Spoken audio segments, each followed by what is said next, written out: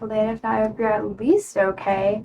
I have an earbud because I'm listening to the Turning Point thing until someone, like, I don't know, someone shows up.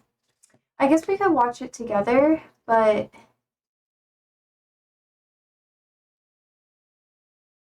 this is my reaction when I listen to Trump most of the time. We could watch this together if you guys want to.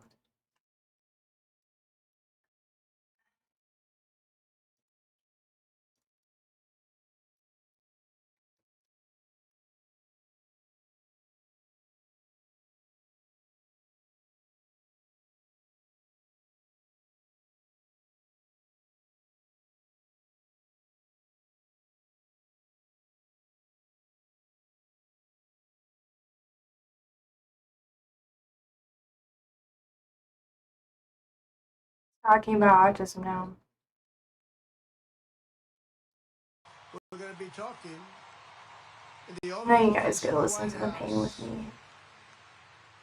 About autism, how it happens, so we won't let it happen. Are we just reacting to this now? Is that what we should do? Because holy crap, I've been wanting to do something for a bit. I don't really know if I want to though. Their child, their beautiful child. That's a big one. I've been bugging everybody over there. Get the answer to that. You know, 20 years ago, 1 in 10,000 were born with autism.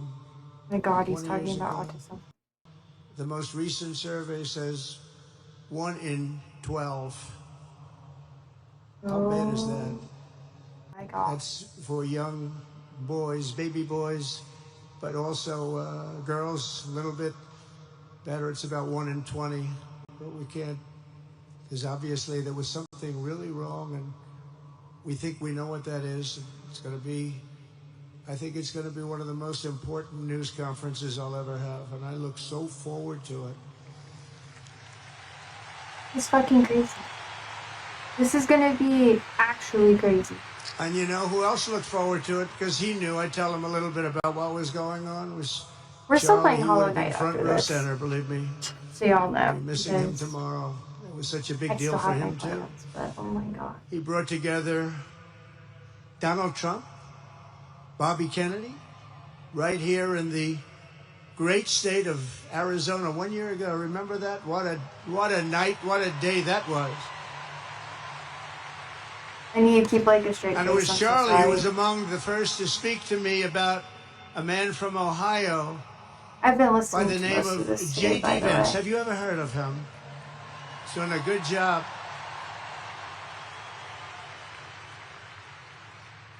But Charlie would often call me, sometimes the night before a big event, the other side of the country. And he'd ask me, he'd say, do you think you could come and speak at the event? The following day, right? I'd say, Charlie, give me a break. I'm the President of the United States. You want me to travel 4 hours by plane? And you know, sometimes I did it. He was a very good guy. He was a very convincing guy. He didn't stop, but he would ask for things like that. Sir, could you be tomorrow in California? I said, Charlie, give me a break, please. He just wouldn't stop. And he succeeded. But I almost always went because you never wanted to let Charlie down. He worked so hard. You just didn't want to let him down. I felt guilty. He'd make me feel very guilty. As president, many people asked me for things, but Charlie was one of the few who always gave more than he took. He was a giver, much more than a taker.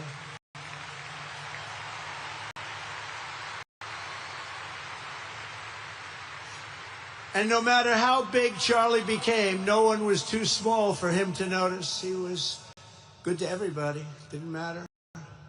Several years ago, a fourth grader asked Charlie to appear on his podcast, which was probably only watched by the parents of that fourth grader.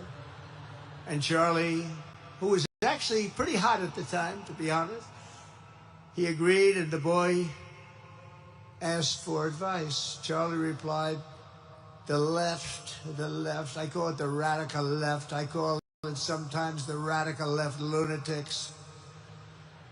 But I want Charlie to know didn't how say many that. He called it times Trump the left. actually spoke at Turning Point He events, was because I don't probably think right, anyone's but really I reported that can't just help yet. it. Maybe someone has and I I just can't. haven't seen it, but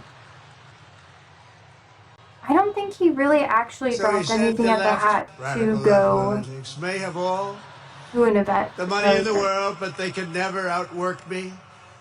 I will wake up as early as I need to about himself. I will stay up as late as I need to, and I will never stop fighting for our country.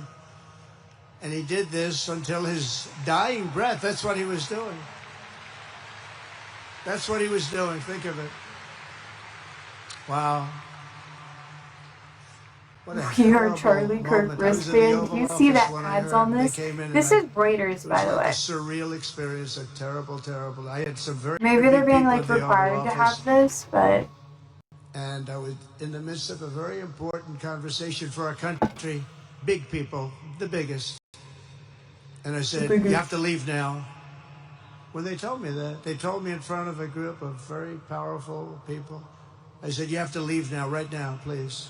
Right now, right now, you have to leave. Go." By his own determination and skill, Charlie Kirk built Turning Point from his humble beginnings, the beginnings that nobody believed could ever end up something like this, into a great movement and a juggernaut of American politics. And you know, we have a massive stadium loaded up with people, but he got tremendous crowds before he had this kind of horrible news and before we had to hear what happened so terribly. He delivered more than 250 speeches a year at over 200 colleges and universities, and that was at a time when it was not really vogue to go to colleges and universities if you were a what do you conservative. It really took mean? great courage. And we used to talk, and I said, There were I think they're so many much more conservatives conservative than doing we that. know. And he Holy crap. agreed, but it just wasn't something that was happening because the radical left would do very bad things, very dangerous things. But Charlie set up chapters on 2,200 campuses and spoke at more than 1,000 churches. He launched a podcast and radio show that grew to an audience of 1 million Americans a day, one of the bigger shows on radio. And Charlie didn't just bring young people into the movement. All of a sudden, it started to grow by leaps and bounds. By 2024, we won more young people than any Republican candidate in the history of our country, including, for the first time, a majority of males under 30. Can you believe it? Oofta. Remember when Republican presidential candidates would get 4%? No, we did unbelievably with young people. And he was a big factor. Unbelievable. But he made me work for it. Sir, you have to make a speech here. You have to make a speech there. But we did it, and we won, and our country is doing unbelievably well now. They haven't really We had a shown country any evidence that was dead 1 year ago, and now we have or the receipts hottest to country back that anywhere up. in the world. And Charlie helped us make it that. One of the great people. But through it all, the core of Charlie's message and his basic method never changed. It never really changed. He stayed the same person also. At every campus event, Charlie asked the people who disagreed with him to come forward, and instead of silencing them, he handed them a microphone and let them speak. And he'd convinced so many of them. It was a pretty amazing thing to watch, actually. Shortly He before literally Charlie took arrived on advantage of campus, the their day he was assassinated, a naivety. Oh staff my member god. texted him that there were many critics and students who were opposed to his views and rather strenuously in the crowd. And that actually made him feel good because he wanted to convince them. He understood. He really did. He understood what was right. And he was right about that. A lot of it was based on common sense, by the way. Charlie wrote back to the staff member saying, "I'm not here to fight them. I want to know them and love them, and I want to reach them and try and lead them into a great way of life in our country. In that private moment on his dying day, we find everything we need to know about who Charlie Kirk truly was. He was a missionary with a noble spirit and a great, great purpose. He did not hate his opponents. He wanted the best for them. That's where I disagreed with Charlie. I hate my opponent. And I don't want the best for them. I'm sorry. I am sorry, Erica. But now Erica can talk to me and the whole group, and maybe they can convince me that that's not right, but I can't stand my opponent. Charlie's angry. For this. Look at that. Oh He's my angry at God. me now. He wasn't interested in demonizing anyone. He was interested in persuading everyone to the ideas and principles he believed were good, right, and true. Before each appearance, he prayed these words: God, use me for your will. Always said the same thing. Use me for your will.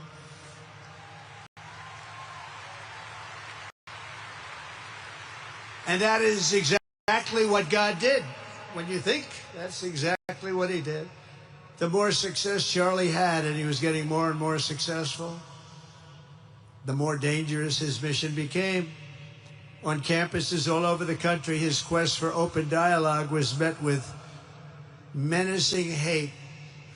There were bomb threats, pulled fire alarms, and countless rage-filled radicals who tried to shout him down. It was nasty. I used to say, Charlie, this is nasty stuff you're doing. At one event, police had to build barricades to protect students from an angry mob of thugs. Many of these people, by the way, are paid a lot of money to do this. They're agitators. They're paid agitators. Remember that?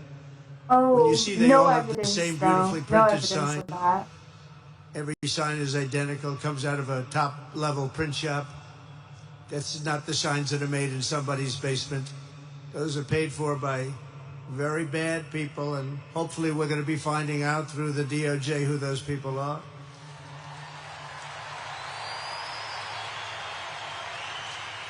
At another college, Antifa terrorists shattered windows, threw rocks, and tried to storm the building where Charlie was speaking. It was a really bad one. Often dozens of police officers were needed to prevent left-wing violence. No evidence of which one. And the violence comes largely from the left. You Oh don't my hear God. that from too many people, do you? And virtually every day for years before he was murdered, Charlie received these horrible death threats. People don't know. I used to talk to him about it. He said, I got some threats.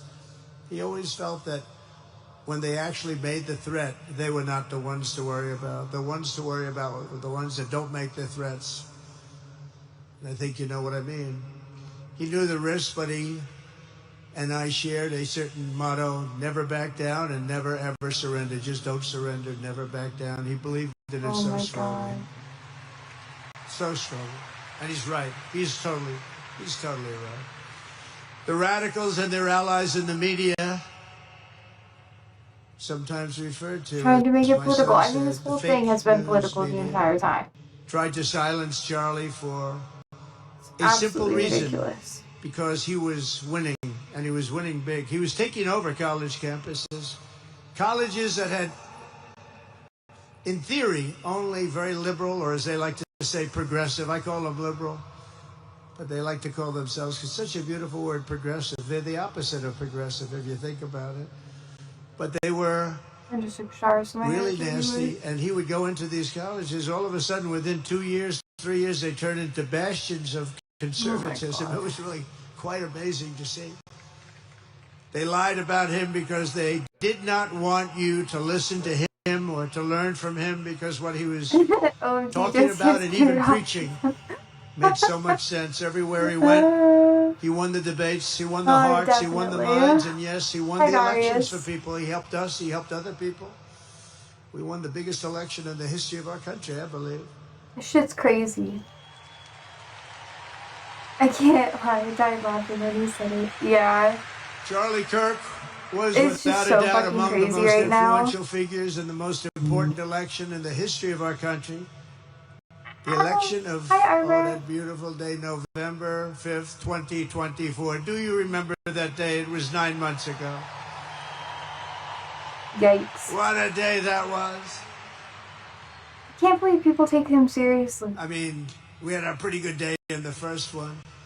And I must tell you, on the second one, we had a phenomenal day. But a lot of bad things happened. Yikes. And now that's not even questioned.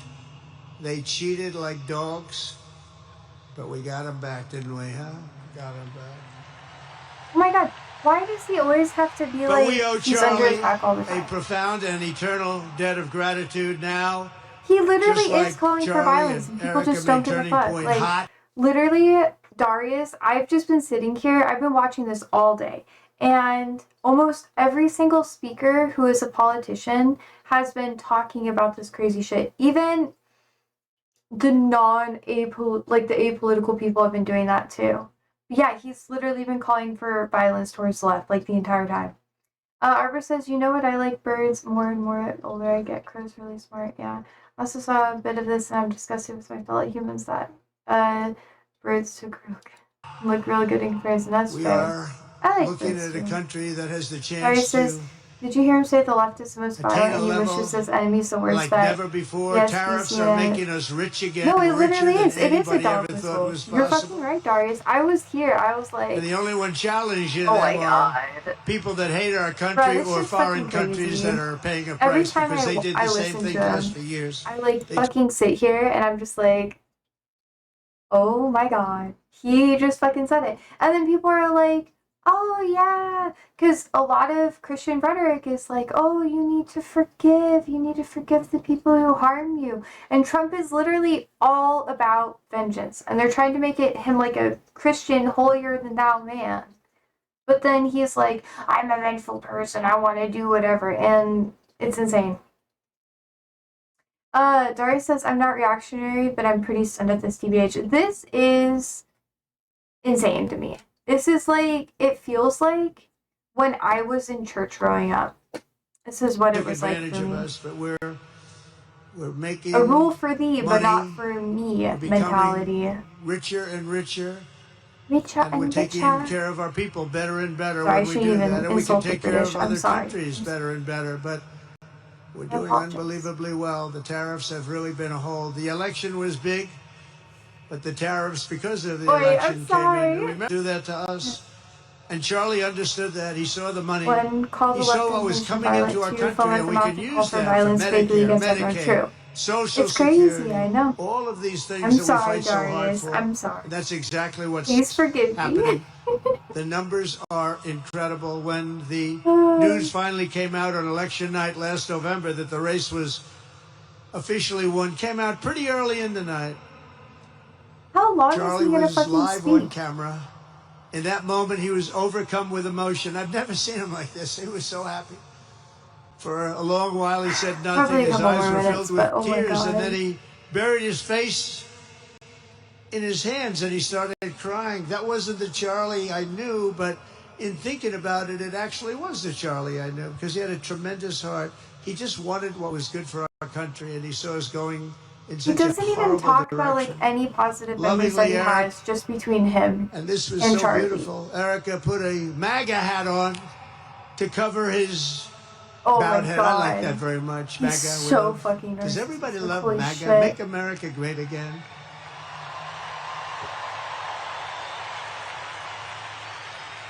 When Joe Biden used to get up, remember the speeches? Right. We will stop MAGA. We will stop MAGA. You know, he could barely get the words out. We will stop. I said, can somebody inform him that MAGA means make America great again? How do you say you're going to stop it? And Charlie understood that. When Charlie finally looked up and spoke, he smiled through the watery eyes and simply said, I am humbled by God's grace. That was his statement that night. I was watching him. I was very impressed, actually. It showed he had a big heart. Joe Biden reference. He's Every so single American should take a long, hard look at the twisted soul and dark spirit. Like, I'm gonna pause it for a second. I have been to so many fucking funerals. I was a pastor's kid. My grandfather was a pastor. I went to a funeral at least once a month for years on end. Sometimes it would be every other weekend for a little while. So this, like, I've been to lots of memorials too, and it is absolutely insane to have someone come on to a memorial and literally not say one personal memory that doesn't, like, make this person look like a better person or whatever. Like, he can't be like, oh yeah, one day we were out eating at his favorite restaurant or whatever. He doesn't know anything personal about Charlie. He doesn't know what Charlie likes. He doesn't know what Charlie dislikes. He's just basically fucking sitting here and trying to hype himself up using a man who is literally fucking killed as a way to prop himself up higher. And everyone's fucking eating it up, and it's disgusting. Arbor says the left is just really anything these people don't like, and it is unhinged AF. Yeah. Even people who are on their theoretical, like, side are supposedly left, and it's crazy. It's far more insane when it's the president. Yes, yes, yes, he shouldn't even be here. It would look better, personally, if he wasn't fucking here. Politics, of anyone who would want to kill a young man as good as disgusting. Charlie, to kill anybody, but to kill a man like this, he didn't deserve this. He didn't deserve this. Our country didn't deserve this. And anyone who would make excuses for it are just out of their mind. Charlie's murder was not just an attack on one man or one movement. It was an attack on our entire nation. That was a horrible attack on the United States of America. It was an assault on our most sacred liberties and God-given rights. The gun was pointed at him, but the bullet was aimed at all of us. That bullet was aimed at every one of us. Indeed, Charlie was killed for expressing the very ideas that virtually everyone in this arena and most other places throughout our country deeply believed in.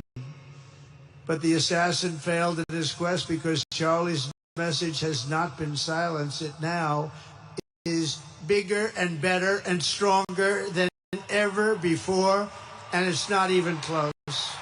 I know, it is a fucking call to violence. You're fucking right. I know, Darius. I've been sitting here and I'm just like processing it, like slowly but surely. I'm like, oh my fucking god. Darius says, attack on the United States, that bullet was aimed for every one of us. This is a fucking call to violence. Yeah, if you were to, I think what would make it worse is if you were to be like, oh, we need to start defending ourselves. We need to start arming ourselves. I think it's bordering. It's not quite there yet, but it's almost there. It's trying to be like, oh, it's like it's definite fucking dog whistles. IMO. Sorry, Josie, I know you know. This is my way of processing it, because we get this with Barrage soon. Arbor says, well, he's there to use Kirk to do the opposite. I mean, a lot of people did that and right away, and I'm genuinely disgusted by this. This already happens, but Charlie is bigger today than he was. Like, it doesn't matter what side you're on. This is fucking nasty. 2 weeks ago, he's bigger today than he was 2 weeks ago. Now, that may not help his friends and loved ones, of which there are so many. It may not help Erica and those beautiful children who have to suffer so horribly through this moment, but they know it's true. He's bigger now than ever before, and he's eternal. He's eternal. He's eternal. And I just want to say we love him, and he's looking down at us right now. It's not quite there yet, Darius, wow, but that's a great crowd. He's saying that's a great crowd. He is giving definite dog whistles for violence, though. For sure. It's a great crowd of patriots. The imagery alone. But that's why I will soon award Charlie the nation's highest civilian honor, the Presidential Medal of Freedom. It's the highest civilian honor.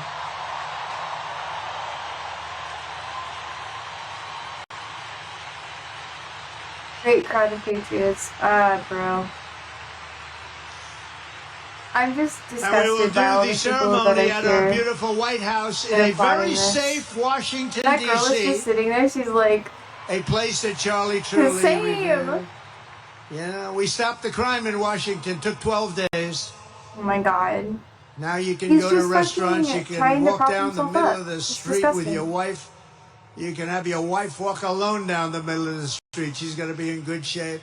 This is What a supposed to be a difference. memorial, What a y'all. difference good management really makes. I'm so proud of that. But here's the thing. If you were to sit here and discuss like, oh, this is how Charlie Kirk influenced my policies, I could somewhat respect him talking about like his work or whatever. But he's literally talking about something that Charlie Kirk did not really like, he did not have any say in that. Like he's just trying to prop himself up and use this as a platform. It's disgusting. Daria says this is authoritarian washing and murdered man's name. Washington, D.C. You know, is He one of the just worst in the can't nation, in the let world. anything be about anybody besides And now it's himself. considered a very absolutely safe disgusting. city. And it's also, I passed it yesterday, I went through it. And he's the headliner The for lawns this. are good. Like It's people like a showed different up place. just to see Trump. It's like the tents are gone, the threats are gone, the gangs aren't there. We got rid of, we took out 1,500 career criminals. 1,500. If you have 3 career criminals, that can make a big difference. But I'm so proud of Washington, D.C., and now we're going into Memphis. And we'll get that one straightened out fast. And then we're going into some others, but we're going to go to Chicago, and we're going to have Charlie very much in mind when we go into Chicago. And we'll get that one straightened out. You have an incompetent governor who... But he thinks it's okay when 11 people people get murdered over the weekend. He thinks you don't have any crime when 11 people get murdered and 28 people get shot. He says he's got crime. No, they don't have it under control, but we'll have it under control very quickly. So we're going to be doing that. And Charlie loved what we were doing. He was so proud of what happened. He was there to see it. He's so proud of what happened in Washington, D.C. As you know, the depraved assassin who planned and executed Charlie's killing has been arrested and charged with capital murder. God willing, he will receive the full and ultimate punishment for his horrific crime. I'm going to use this as an opportunity to mention that, like, most legacy politicians are just so burnt out and exhausted by what's happening, they're not really commenting on it. They're saying like, oh, this is a horrible thing that's happened, but they view it to be an inevitability with how Trump is as a person. They don't have, I know it's really fucking sad for me to say, but a lot of them don't have a ton of motivation to actually sit there and speak out, and the public is not viewing them as, not really the public, but the media isn't viewing them as important enough to platform to the point where they would have more of an influence. IMO. Or people are just straight up not paying attention, and that could be it too. Terrible thing. Because I know they've said stuff, but... Because you can't let that happen. You can't let that happen. Can't let it happen to a country. The Department of Justice is also investigating networks of radical left maniacs who fund, organize, fuel, and perpetrate political violence. And we think we know who many of them are. My friends in Chicago are but law enforcement can only be the beginning of our response to Charlie's murder. Over the last 11 days, we have heard stories of commentators, influencers, and others in our society who greeted his assassination with sick approval, excuses, or even jubilation. You've heard that. There's not going to be a traditional designated leader like there has been in the past. 8 years trying to sit in moral judgment of anyone who disagreed with them about politics suddenly started cheering for a murder. Incredible. You know the names. They're major losers, by the way. Oh, major losers. That will be proven out in a short period of time.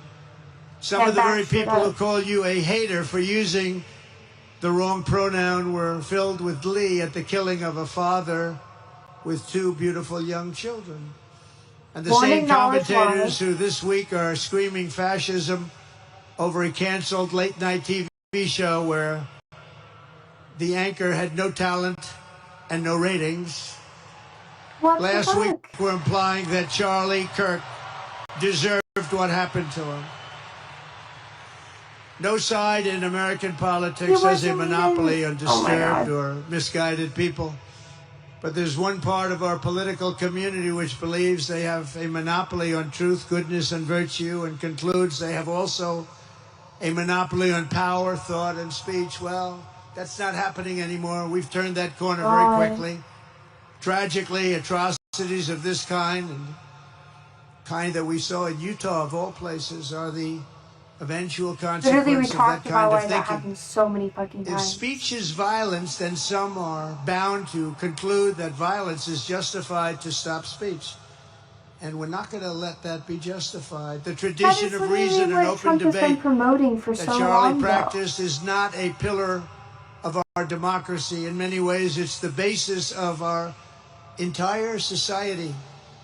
It's the right and inheritance of every free American, the greatest legacy of the Enlightenment, I get what you mean, Darius. And among the most treasured achievements I'll of talk about that, civilization. when this is over. We will defend it at all costs, and we will carry forward the torch of liberty that Charlie Kirk held so proud and so high. He was so proud, and he did hold that torch high. We will never, ever let it fail.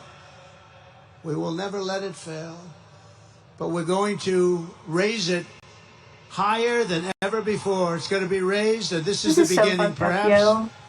It should be no surprise that Charlie, who spent his life speaking with the critics of these traditions, ultimately became convinced that we needed not just a political realignment, but also a spiritual reawakening. We did.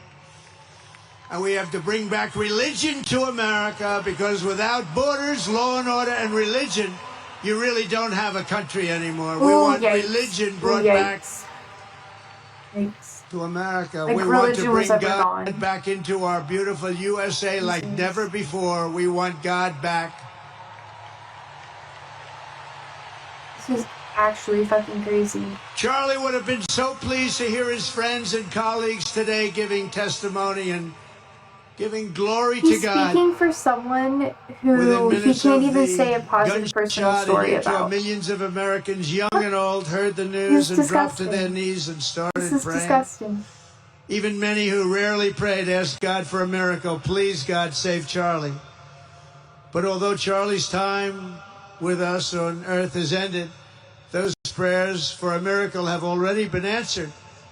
Look at what's happening. Back like never before. That's not how words work. I fucking know. In the days since Charlie's death, we have seen how his legacy has touched so many millions around the world. In Calgary, Canada, thousands gathered at City Hall to sing the American national anthem and raise up posters with the name Charlie Kirk. In Seoul, South Korea, crowds gathered to wave American flags and shout, "We are for Charlie Kirk." His memory has been honored in the streets of Berlin, Warsaw, Vienna, Sydney, Madrid, London, Tel Aviv, and all over the world. So beautiful to watch. A man as far away as rural Australia texted a pastor, "I'm going to come to church tomorrow for the first time ever." The pastor asked, "Why is that?" The man replied, "Because of Charlie Kirk." Can you imagine? The lesson of Charlie's life is that you should never underestimate what one person can do. Trump knows that pandering to religion is the only way that he can build a cheerful spirit, base. And the will to fight. Have to fight. That's just absolutely fucking crazy. He can't pander to his own politics, so he panders to fucking religion. And Charlie's a big factor, such a big factor. Charlie Kirk started with only... Like, I can't believe that he's trying to take it this far. Like, he literally cannot convince people to back his fucking policies, so he's trying to be like, oh, I am the voice for religion. Like, it's just, yeah, I know. Change minds on college campuses. It's and just instead disgusting. He ended up with a far greater achievement, changing history. I don't know why people respect him. This is so Today, gross. Charlie Kirk rests in such a fucking glory in heaven for all eternity. He has gone from speaking on campuses in Wisconsin to kneeling at the throne of God, where he is right now. Oh my God.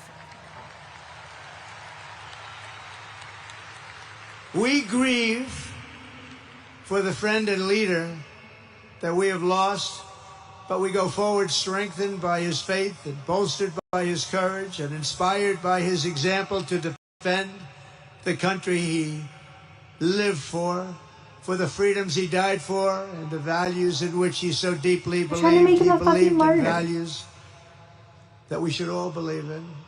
Charlie created something very special. It's called Turning Point USA. And under the leadership and love of Erica, it will become bigger and better and stronger than ever before. Erica gives me, like, I just don't trust her and what she's doing right now. I think IMO, so Charlie, we all want to thank you. We want to say a very loud God bless you, Charlie. God bless you for what you've done is incredible.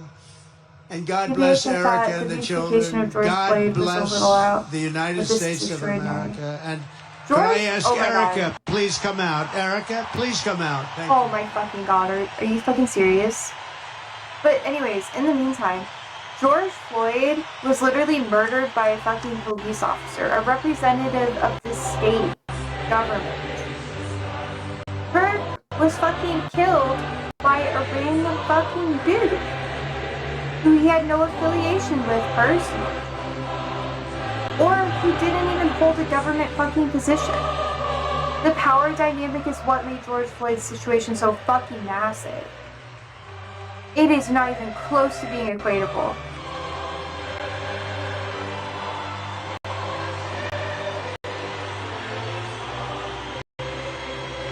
Oh my fucking God.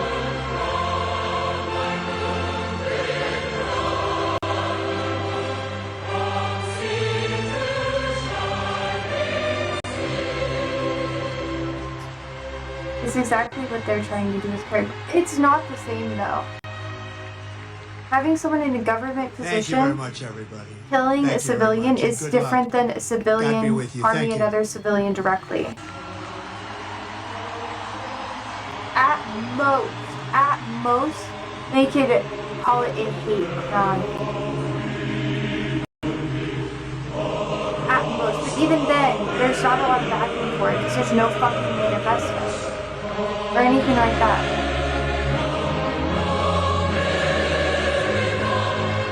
And now she's gotten the fucking Mar-a-Lago face. Oh my God. This is gonna be insane.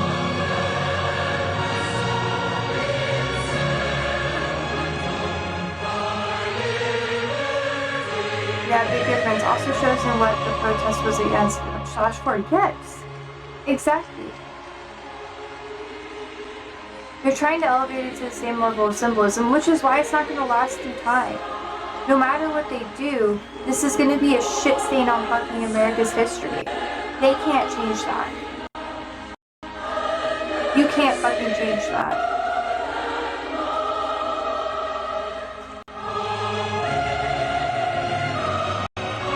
Now look at everyone leaving after Trump is done speaking.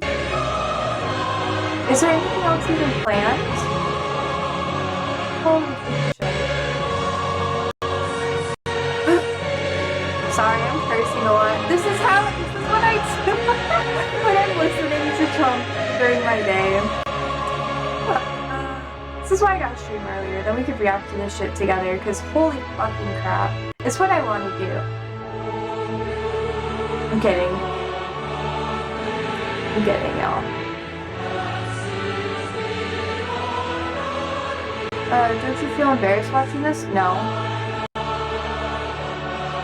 No. Are they all leaving during one of your national anthems? This isn't technically the national anthem, but it has a lot of symbolism. It's kind of important.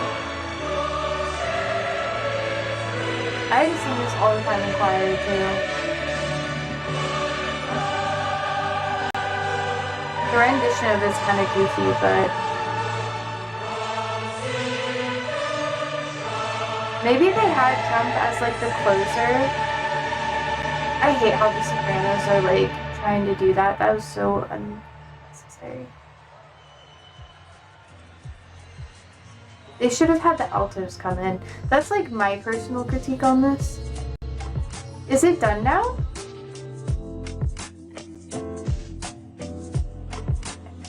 Oh my god. At least he cured autism. I have a feeling that whatever they say about autism or whatever is just gonna be entirely like ridiculous or insane. Holy fuck. I can't believe we just watched that. This is the reaction. Ah. Most of the time when I'm listening to this at work, I just have like facial reactions, and sometimes I'm like, holy fuck. And my coworkers are like, wow, are you good, Josie? And I'm like, oh no, I'm just listening to a podcast. Like, oh, it must be an interesting podcast. And I'm like, yeah, it's true crime, you know, it's just, it gets you. And they're like, oh yeah, true crime gets me too. And I'm like, what the fuck? Alright, here we go. That was Reuters. That's where we watched that. Holy crap. This just like... Oh my god. How long was this? Let's see. 5 hours long. I have feelings about this. Of course they had Trump be like the fucking closer too.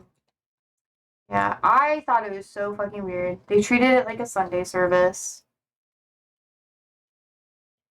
I'm fairly sure that the autism cure is going to be about vaccinations, allow Trump to take over some health department to stop giving medicine to people in need. Technically, a lot of the departments that most of the departments, like the health department and stuff like that, are under the executive branch. Like, Trump has a lot more say in that stuff than the public really understands. I feel like most people understand he does. People either think that he should be able to do whatever he wants there. Technically, no. He can appoint people to head those positions. But, it does have to be usually approved by the Senate and that sort of thing, which is nice. Or basically Congress, depending on, you know, whatever.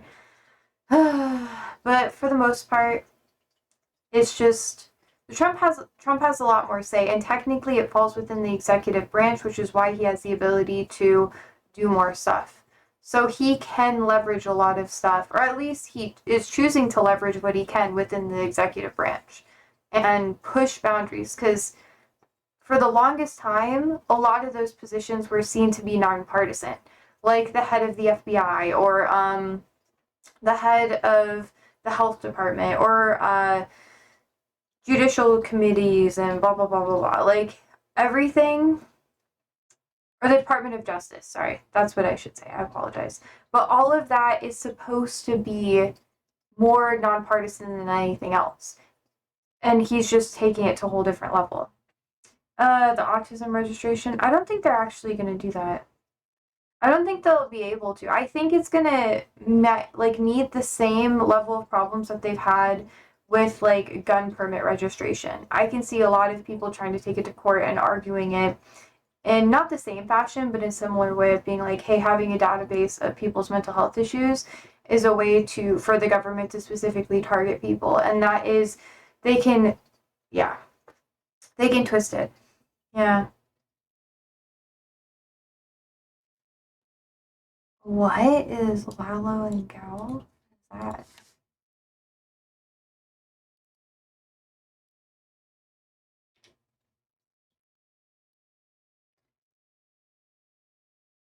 Are you talking about Better Call Saul? What? I'm confused. Sorry. I'm confused. But yeah, anyways, this shit all day today. I've been listening to as much of this as I fucking can.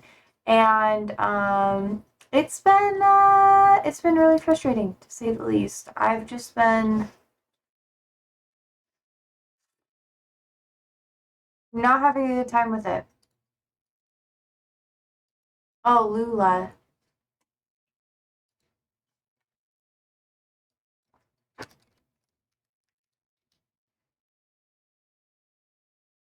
Oh, Brazil's ex-president?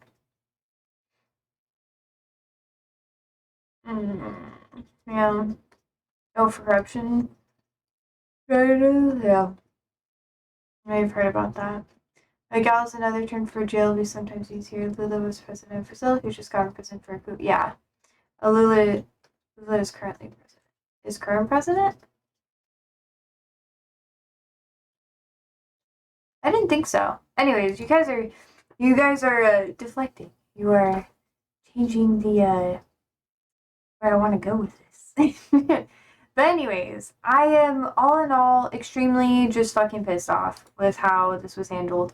As someone where I was a pastor's kid, I grew up in a hyper religious environment. I had to handle and help be a part of and coordinate different avenues and aspects of funeral services and just receptions for funerals as a whole, ceremonies, that sort of thing.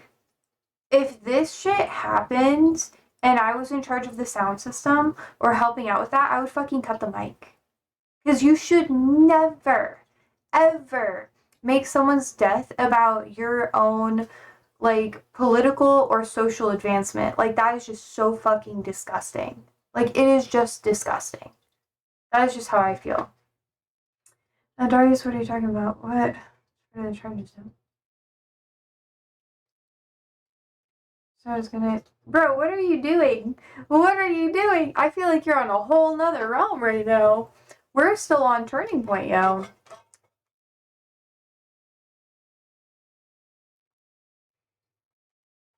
I don't know enough about that situation to really comment on it, man. But yeah. This, I don't know where you're going with this, but alien typing names only. I only know phonetically is beyond me. Yeah. We can talk about this more tomorrow if you guys want to.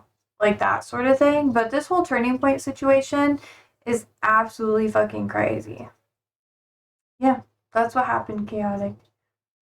But anyways, I'm gonna like reel the reins in. I'm gonna talk about what I want to talk about because this whole situation has been so sickening to me. And in 5 years, people are going to sit there and be like, holy fucking shit. I can't believe the American government did this. And I can't believe that so many people were there and backing it. And people are going to sit there and pretend that they weren't there for this. They'll be like, oh no. They'll be like, people around will be like, didn't you go to that Turning Point event? And were you like really happy about it? Like, wasn't that like your favorite thing? And then they'll be like, oh, well, like, it was just I cared about the sentiment of it. Or they'll just be like, oh, no, I had to go. Like, my family, like, made me want to go. It was just, I had to do it for work. Or, like, they'll come up with some stupid fucking excuse for why they attended. This is not going to last super long. Darius says, yes, sorry, Jesse, get back to the start of Civil War II. Yeah, I will be looking more into what was going on in Brazil if you would like to, Chaotic. I think that'd be a good idea. Yeah. I don't think it's going to be civil war in the way that people think. Honestly, if there is to be a civil war, there is not going to be a leader in the traditional sense, especially with how America fights, and they would just keep hitting any person who would be seen as a leader or in leadership. It would have to be a very decentralized form of upheaval, and it would have to be an overall tonal shift within our society where so many people independently come together and make change. That's what Antifa is. That's why Trump is trying to make Antifa a terrorist designated organization or terminology. It's not because he just doesn't like opposition or whatever, or he doesn't want to be like considered a fascist, or he's afraid because that's the only way a movement can actually successfully take over our government. You can't have a single-headed leader because that is too easy to fail. The minute that you have people in power who view that person to be a threat, they'll take him out. That's what they fucking did with like Malcolm X. And he was one of the biggest advocates for change. And he was seen as a huge, huge motivator and organizer with many different communities, not just the Black community, to help cause change. And he was just like, same with other leaders too. And it's just fucking crazy. Let's see. There's like leaders in the Panther Party, and like you can just keep going on, not just here in America, but you can look at like so many different countries. If you want there to be actual change, you can't have designated leadership or someone who is just supposed to be the person in charge, because that only works when your movement or your group has political power. But getting to that point, really fucking hard, especially in like these circumstances. Let's see. Chaotic says there's more going on with Parliament. If you want, I can talk about it. I would like to talk more about this tomorrow because I want to play catch up a bit if we can. I want to learn more. Barry says I might have it wrong, but sending the National Guard in onto O Block in Chicago sounds like a very deliberately inflammatory gesture. Yeah, it is, for sure. Barry says with the express aim of having the U.S. military men killed for the purpose of becoming even more authoritarian. I highly doubt they would actually be killed. That's the thing. They may have people like go up against them and be antagonistic towards them, but here in America, we live in a police state where if you try to do anything oppositional to our government as a whole, they will come at you and they will harm you, and they do not care. It is not about peace, love, or whatever, like justice in the way that people would idealistically think it is here. If they view you as a threat, they will take you down, and they will have their buddies help them. The only way you can overcome it is not being passive, but saying like, hey, I'm not going to be insanely violent to you, and I'm not going to allow things to escalate. And the power of that, a lot of circumstances, is in the hands of the police or the National Guard. But if you have a large enough group where they outnumber the police, it is in the public's power. So if the public doesn't allow them to go forward, they cannot go forward. And there's many, many different ways in protesting, ways that you could protest and prevent them from being able to advance. And I feel like talking about that could put me in a bad position, so I'm not going to. But there are many different people online that can teach you about how to halt vehicles, make it so vehicles can no longer go forward, how to prevent people from being able to mobilize in certain areas. Like, the list goes on and on. It's not very hard to find that information. Anyways, Dory says, with the express aim of having U.S. military men killed for the purpose of becoming a more authoritarian. I already read that. Dory says, we also live in a police state, but it's mainly about not posting jokes on social media. I cannot imagine the National Guard going in to catch career criminals in Liverpool or something. The National Guard wouldn't even be there to actually prevent anything. Chicago is so big, and what is considered to be Chicago is primarily a lot of its suburbs too. So when Trump is lumping in a lot of statistics, he's talking about the county that Chicago resides in, not necessarily Chicago itself. And Chicago has more people than who live in Washington, D.C. It's way, way more massive, with more people coming in and out at a different level than Washington, D.C. is. Also, Washington, D.C. has a huge wealth inequality problem. So a lot of the overall class of Washington, D.C. is not upper class, but like it doesn't draw in the everyday person the same way that Chicago does. And Chicago it's like a lot of different areas lumped together. The overall city of Chicago doesn't have control over all of the suburb cities that exist. So Chicago can implement rules and regulations for their city, but it may not transfer to other like satellite cities that are very close, that are considered like suburbs. Anyways, like for example, my city, well, not my city, but like Omaha, Nebraska is kind of a good parallel. I don't know the landscape of Chicago too much, so I'm just gonna not discuss too much into it. But There are parts of what is considered to be Omaha that technically have their own mayor and their own separate entity, but they are still part of the Omaha metro area.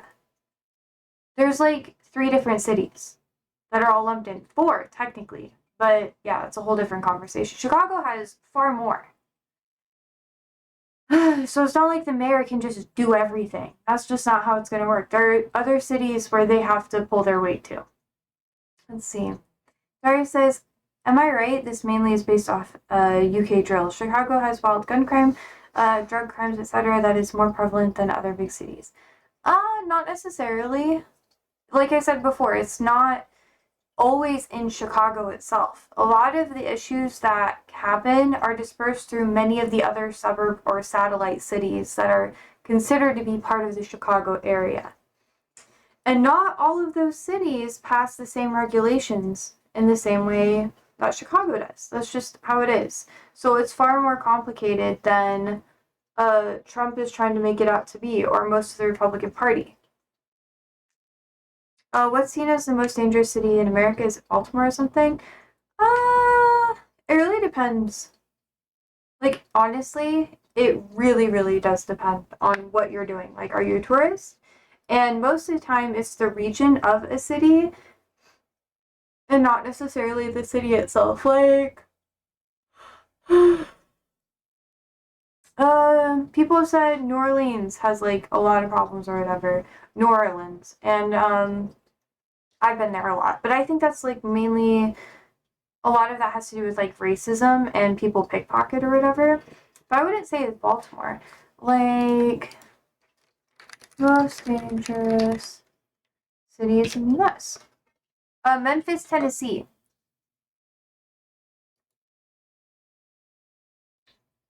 Yeah, Chicago has 2.7 million. Let's see. How many people live in DC? DC doesn't even have 1 million fucking people. So of course Chicago is going to have over double the crime rate. Like, it just doesn't make sense when he makes all these fucking talking points. It's absolutely ridiculous. IMO. So Memphis is technically rated the worst crime-wise. Memphis ranks highest according to security.org. I'm going to paste this here so you guys can see the stats. But anyways, Diary says, but I've heard Chicago is extremely dangerous, so it was a red flag to me when Chicago and Memphis were mentioned. Memphis, Tennessee does not have that many people. Like, here we go. I'm just gonna open that new link over there. Memphis has 630,000 people. Chicago is 2.7 million. Also, Chicago has a history of segregation. And also, there are projects in Chicago that have, how do I put it? That have, it's more complicated than you think because of a lot of different aspects. A lot of it has to do with financial, like, allocation of, like, resources. So in some parts of Chicago, I don't know if it's still this way, but it was like that, like, 6 years ago when I was looking at places to, like, go to school and that sort of thing. Way back when I was, like, trying to transfer out of my old university I was in. But Chicago has a districting issue. Same with, like, New York City does in a lot of different aspects. And what they'll do is they'll tax a certain district, and then whatever funds that they get from those taxes, they'll reinvest back into public infrastructure. You can see this a lot with the schooling discussions that we had, or academic resource discussions that were really big in the 2010s time period, especially early 2010s, when people were worried about other schools falling behind and not getting the same computers and technology resources that people who had, like, higher wealthy neighborhoods or communities did have. So then you had the federal government step in a lot of ways and promote a lot of infrastructure and grants 4 different schools so they could catch up with the other schools that had more money in their neighborhoods. But yeah, the reason why Chicago has crime issues in the areas that they do have crime issues is because they're not given the same amount of resources. New York City is very, very, very similar in how it is, and it's a lot more easier to see. So if you are in a poorer part of New York City, you're going to have a lot less green spaces. That's like a really big signifier. So you don't have as many communal places for people to get together, like parks or, just it's not friendly for people overall. Like the public infrastructure to make the streets like walkable doesn't exist. And you'll see that in fucking Detroit. You'll see that in Houston, Texas. You'll see that here even in fucking Nebraska. Lincoln and Omaha, Nebraska both have the same issues. It's just Lincoln's small enough that it's like a little bit better, but Omaha has been struggling with that for a long time. But yeah, Dari says easier to control than the National Guard. I don't know what you mean by that, but when it comes to cities having high crime rates, it's those crime rates are usually designated into the areas that don't have enough finances. Oh, and you're saying that smaller cities are easier to control with the National Guard. Absolutely. Absolutely. And even in DC, we heard tons and tons and tons of reports of the National Guard just fucking patrolling black communities. Let's see.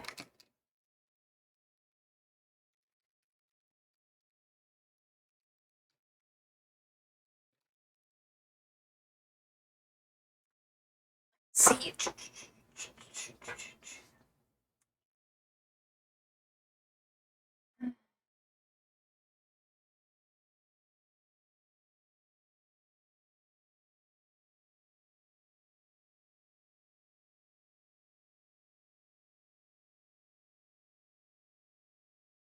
Here's a pretty okay-ish article on it, but let's see.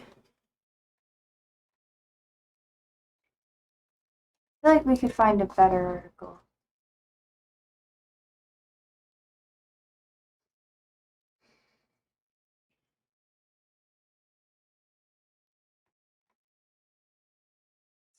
Yeah.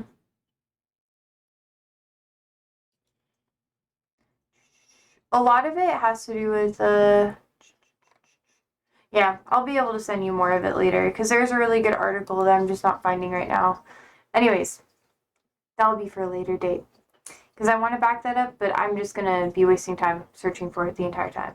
Dari says, so I think Chicago is on the list for after they get the flashpoint, they need to send the fucking Navy SEALs or something. Trump wants to take over a lot of Chicago because Chicago is an easy target. Chicago is seen as a high crime rate because of its history. There's been lots and lots of different organizations that have like used Chicago as a way to do like drug activity, smuggling, gang activity, that sort of thing. And even though Chicago doesn't really have that like the problem in the way that they say it is, it's an easy target because of what I was saying before. You could lump Chicago's suburb cities into Chicago and increase the crime rate that way. It doesn't have to be just the Chicago like city. It can be the whole Chicago metro area. And Chicago, like, how many cities are part of the Chicago metro area?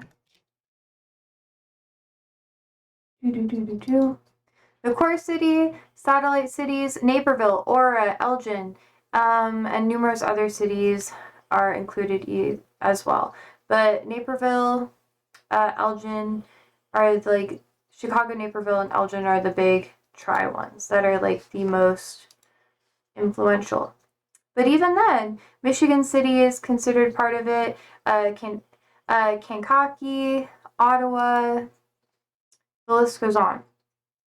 There's lots and lots of different cities that are part of it. So if I look at a map right now, we have Chicago, Evanston, Elgin, Aurora, Joliet, Hammond, and those are just the bigger ones that are really close. And if you just go around, it's just huge. Chicago's just really big. It just really is. Yeah, Ottawa, Kanaki. Evanston is, I think, is part of Chicago. Oh, no. I haven't been in Chicago in a while. My grandfather grew up in Chicago. So that's how I know a little bit about this, because he talked to me about it all the time. Yeah, I thought Chicago was the most lawless city in America just based off of the telly, etc. It used to be Detroit. Yeah, it's not necessarily true. It's just propaganda for the most part. They change cities all the time. Trump was saying that LA was the most lawless city for the longest time when he was sending troops there. And then the minute that he has like any incentive to send troops to like another city, he'll say that one is the worst city. It's not based in reality, it's based in whatever narrative that he wants to promote at the time. Do you want to see Hassan shooting himself for Trump's speech? Everyone should react like this. He's declaring war on anyone that's not MAGA. I don't really react to what he says. Sorry though. It's like a personal thing. Not that like I don't think that his reaction is like I don't know. I don't know. It's just not it's not that he's not relevant, it's just I feel like I don't know. I've had like this strict policy for a very, very long time that I'm not necessarily going to react to other streamers' content like that. Unless it's something that's like super major big or whatever, but yeah. No, I mean Trump's declaring war on people and I think this clip is on actually realizes how bad it's got. But like why is that relevant to like my broadcast though? That's not me trying to be like rude. I just because this isn't the first time that y'all have been like trying to get me to do like Hassan clips. I don't know. This isn't me trying to be shitty. I just want to understand. I know he sets the tone for the overall left, but him finally coming to that realization is like an inevitability. Yeah, that's fine. I understand. Like, it's not me trying to be rude. It's just like, yeah, I'm glad he finally got there. You know? I mean, Trump's been saying this shit for so fucking long. Literally so long. But it's also about how it's open season now on everyone, you included. Yeah, I know. I know. Like, you think, like, I've literally, yeah, the React to Song market seems saturated, but it's nice to hear who's clear about this. I have faith, for the most part, that I think he'll come around. I think he'll start to understand that him pandering and trying to be like, oh, well, you know, because I don't want to be clip farmed, you know, but he doesn't say a word. It's all in his face. Oh, well, eh. I just want him to say it. That's all I want. Like, just to fucking say it. Because people will follow his lead. So if he's going to sit there and he's going to be like, you know, being like very apologetic and very sympathetic for what happened with Kirk, then other people are going to follow suit and they're going to follow his lead. There's plenty of people who maybe have reacted to this. I'm not going to show the video here because I'm not investing in clip farming fucking Hassan shit. Like, I'm not going to build anything off of that, you know? But there was, like, CNN and lots of other big news agencies were like, hey, see, you, the left, you should care. You should care about Charlie Kirk because Hassan said so. You're the person in charge. He, like, of your movement or whatever, that's how they perceive it. They're like, he said that you guys should be more sympathetic and have a lot of sympathy because he basically reacted to it live on air, you know, which, yeah, I get. And obviously, because he does a lot of the public facing stuff, he's going to have more sympathy for it because he can put himself in that position a lot easier than the everyday person can. Like, when you're sitting there and you're doing public facing stuff and you're advocating for people in a way that isn't necessarily popular, yeah, you're going to have more sympathy for it. And there's going to be more leverage of stuff like that. And I think that, I don't know if he necessarily understands that. But I'm also not going to sit here and be like, oh, see, and like shit on him because of it, because I think he'll come around to it and I think he'll understand it in his own time. And I don't know. I don't know. I'm sorry. I feel so bad. Maybe one day I'll react to like Hassan clips or whatever, but I don't react to any streamer clips right now. And maybe, I don't know, I'll get like, maybe I should start doing that, but I feel like today's not really like the best day. No, I'm talking about it because it's like, it's something I've thought about for a bit. I've thought about commenting on other like lefty streamers or reacting to their content. I know you're all guests here, but this also brings up another like major point, especially as we get more into the political environment that we're in. I sometimes feel, or at least I'm going to explain this to you because I feel like it's important for me to say. The reason why I haven't done any reactions to a lot of political commentators is because I don't want to sow more division between people in the left-leaning spaces. And I don't want people to use anything I say as like, oh, hey, like maybe I shouldn't like care about them or whatever, because almost every single left-leaning like content creator has something positive that they can bring into the environment, whether or not I like them. It's not about me liking them or not. It's about if we are actually coming face to face with this shit show that is American politics right now, or at least the world too. We're in like a huge conservative fucking pendulum swing right now. When we're coming face to face with fucking fascism, now is not the time for me to sit here and critique people who are trying their fucking best. Like, if there's something that I think they can do better, I can be like, hey, that may be a little bit tasteless, but I'm not going to up my platform by doing that. And maybe that's something that needs to change in some aspects. And I think I should start incorporating other people's content and collaborating more. But the reasoning why I haven't done that is because there are going to be things that I don't agree with anybody. They're not the same person I am. We are going to have differences. That is just the common ground that everybody has as a human. But I want it to be an aspect where I'm sitting here and I'm going to be like, hey, I like the content that he does and this sort of thing, and I think he can come around in a different way. I totally promote what's best. I'm not going to sit here like not trying to point fingers or whatever, but there's lots of content creators who are like, anytime Hassan's not streaming, they'll be like, making fun of how he's not there, and they'll say like, oh, I'm here all the time, so he should be here all the time. Or they'll make these comparison games and just try to capitalize on his audience to build up their own. And I think that in and of itself is a very faulty foundation, because if you can't build it on your own rhetoric and your own like actual morals and stuff, it will fail the minute that that person is not an easy target anymore. Maybe I'll have to find another target, but there's no, I just don't see a point. Daria says, maybe go on the right then for clips, etc. It's important to understand what you lot up or against because they're clearly winning. I don't think they're winning in the way that people think that they're winning. Like, when we talk about politics and we talk about conservative shit like that, I don't even react to conservative stuff all of the time.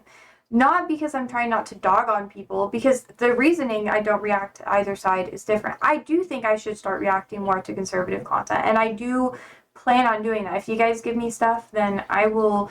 I'm literally today reacting to Trump's content. I've been talking about this for a bit, and I've been slowly incorporating it into our streams together, or broadcasts together, whatever you want to call it. Yeah, they're in power and they're going to do everything to hold on to it. I fear a worse January 6th situation, TBH. January 6th can't happen right now because of how things are. The left in and of itself is very passive. The left's actual ability to move forward doesn't reside in an upheaval or takeover like that. It is a slow build and a slow process, and you have to strike when they're already fucking destroying themselves. And you can't do that if you're too focused on, trying to be better than the next lefty content creator. I don't know. Or trying to make other people look bad for what they're doing. It's just ridiculous. In terms of clear assault on the democratic process in Chicago. Yeah, absolutely. No, I get what you mean there. I think that there is definitely a double standard that's been here in America for a while. I think that the left as a whole doesn't have a lot of initiative to make changes, especially the ones that are in current governance. Because if they make those changes, they're going to be the face of something that they're not ready to be the face of. That is why nothing has happened. You've seen Bernie try to be the face of that shit. But he's phasing out, man. He can't do it. And I'm not going to be shitty or whatever, but as someone who's like participated in a lot of Bernie related things and organizing at the local level, he's not good at maintaining things, maintaining that organization, maintaining that like movement.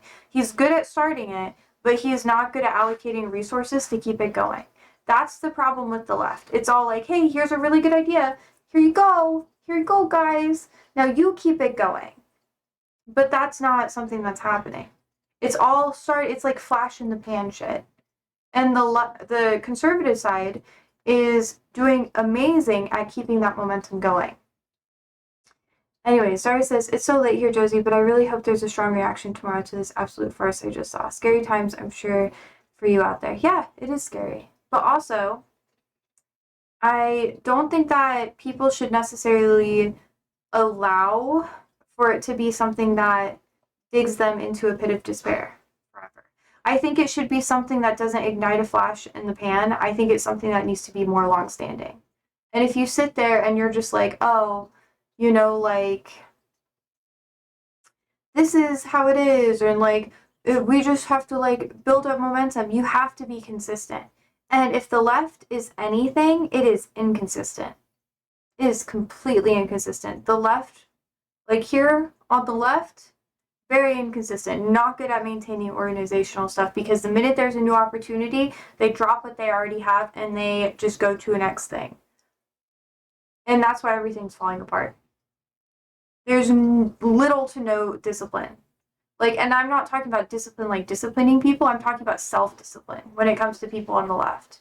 And some people say it's over-empathy. Some people say that it's lack of decision fatigue. Like, if I want to help, how am I going to help? I want to do everything all at once. So there's like so many different things that are happening in politics right now. They're like, do I focus on Palestine? Do I focus on local politics? Do I focus on like violence in my local area? Do I focus on fucking the National Guard? Or like, do I focus on what's happening in healthcare, like Maha? But the reality is, you need to have each designated sector advocating for the sector who has the ability to keep that momentum going. So people who are in the health field, they should be taking a lot of time and energy that they can, or people adjacent to it, to advocating for that. And people who are focusing on other things, like Palestine, or fucking what's going on with like the National Guard or whatever, like people who are focusing on different sections, they just need to advocate for that and be like, hey, you need to look for those people instead of trying to be the face for everything. Because that's just selfish, and that's why nothing happens. Just saying. Just saying. People don't like it. People don't fucking like it. And it's not fun. And it's not what people want to hear. Because people don't want to stick to one thing. They get like, oh my god, well, I'll just help out with this thing a little bit. And I've been guilty of this. This is why I know. But if we want to keep moving forward, we have to learn from our mistakes instead of sitting here and being like, oh, yeah. And that shit, like, that's why here on my channel, I have primary focuses. I talk about immigration. That is a focus. I talk about religious history, religious freedom, and education. Those are the factors that I have the most say in because I am active participant in that like right now. That's like what my jobs are outside of this. I talk about agriculture because I live in an ag state. But when there are aspects and avenues of the discussion that I am not educated enough in, I always sit there and I say, these are the people you need to go to about this. I can't speak to you about this, but I would very gladly help platform the people who are more educated in this than me. And I think that if more of that happened in on the left, things would be a lot better instead of pretending to know things that you don't know, because that just spreads more misinformation. It starts more like in-group, like gossipy shit with all left content creators, and it just causes more division. No one's going to be your perfect fucking person. But the perfect person is going to be someone who actually sits there and can, like, delegate things properly. History bias says, boo LGBTQ plus commie jump scare. Yeah. I don't know. I just want to inspire that. I'm not saying that I need to be the face for anything like that. I'm just saying that I want to help inspire that in other people. Because you're not always going to have the right answer. And acting like you do just makes you look stupid. You know? It makes you not be someone that's trustworthy, because what the left needs is someone who's actually trustworthy. Someone who's actually going to sit there and back up what they say. And that matters a lot. And that also means a lot of changes happening in the space. And the ones who will make those changes are the ones that are going to last a lot. They'll last longer. History says, I'm the woke gay agenda. Oh, yeah. Me too, bro. I need to definitely start playing some Hollow Knight. I have been streaming for a while now. And I'm getting tired. I'm getting tired. I do agree. I need to start doing more React content. I accept it. I respect it. Okay. There we go. I will do my best. I'm switching stuff up. We'll see what it is, though. You guys don't get to know. Same. I also really do want to start playing Hollow Knight, because we've been doing the political stuff for about an hour and a half, which is really fun. But I do want to game a little bit too. This was a really good opportunity. But how are you, history? How's life? Arbor says fun, TM.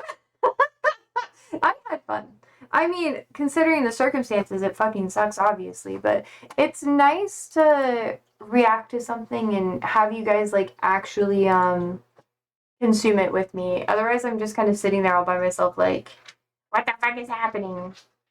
History says, I was debating socialism with a guy, and they hit me with the socialism is when equal pay argument.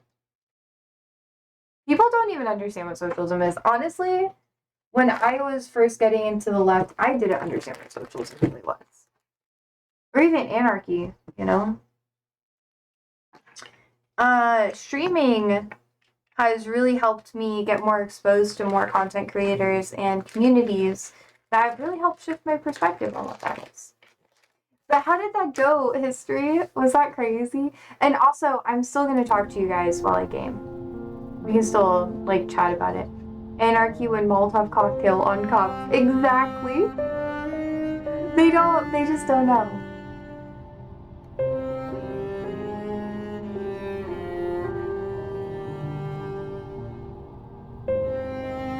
And I didn't know either. Like, it's pretty fair, honestly. Like, one of those things where you don't know until you know. Well, that can be, like, late in the game for some people. I feel like I should pee before I start. Did you watch the Turning Point USA thing? He was just ranting and I was like, man, he's in too deep, gotta let him figure this out on their own. That's a vibe. It is, it is. Man. I don't know. We'll see. We'll see. Well, like, I'm sitting here kind of talking to myself because not because I'm crazy, but I was gonna say something, I was like, nah, we'll see. We'll see. I'm gonna let things shake out a little bit before I talk about, like, too much shit, you know? But, like, we'll have to see how all this goes, guys. It's been really fucking stressful, you know?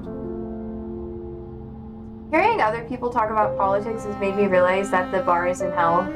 Like, it's literally so far in hell. And obviously no one's perfect. So, I don't know. Yeah. But anyways, if you guys have any opinions on Turning Point, please let me know, because we've been talking about that for a while, and I'm going to be gaming while we do it, but I also have to pee. So I'm trying to give you guys the opportunity to do your thing, because I'm just going to start like rambling like crazy until I actually get to relieve my bladder. I'm just like, I'll be back.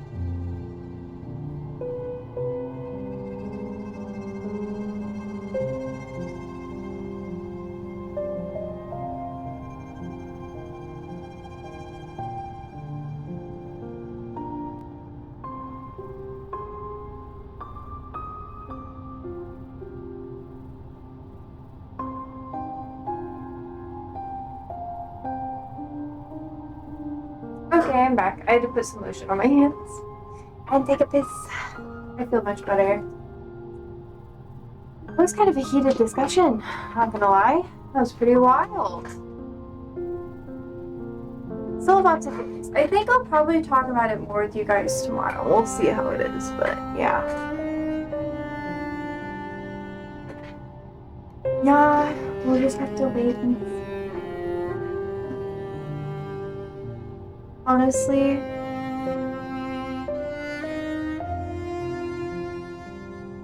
there you go. Music is a little loud, but that should be a little bit better for you guys. I'll turn it up just a little bit. I'll leave it there for you all. Yeah, I've been thinking about like what's been going on in the left and how to improve things. And in some aspects, I have lost a lot of hope. You know?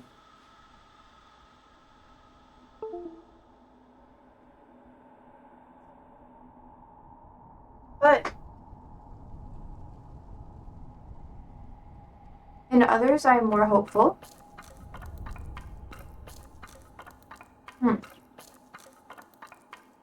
Already went through there.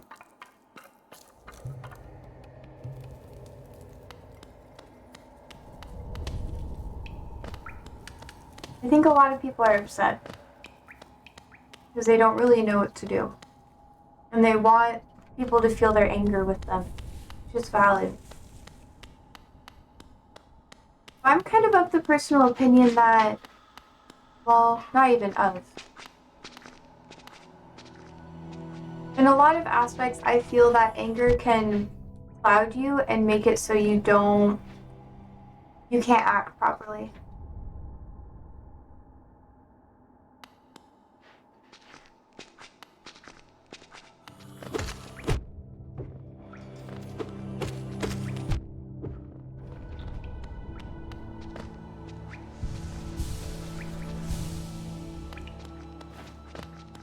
So like,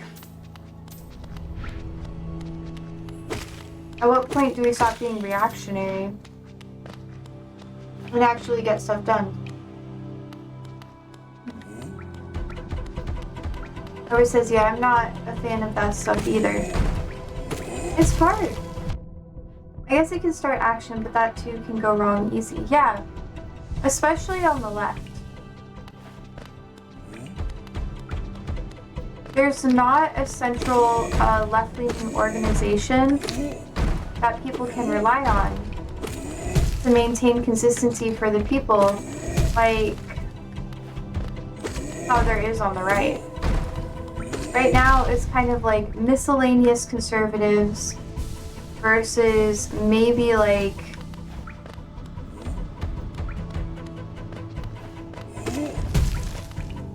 versus MAGA.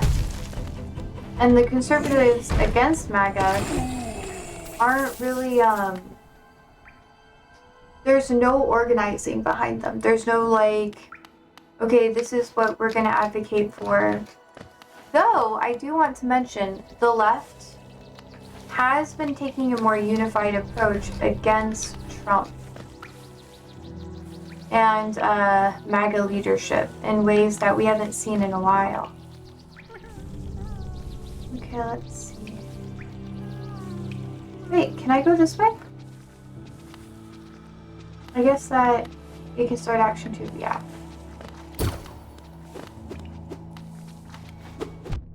Oh my god. Oh my god. It's okay, I kind of accepted that. I just, I think the way we need to have organization is primarily through our political leaders, but we're not really seeing a lot of that either.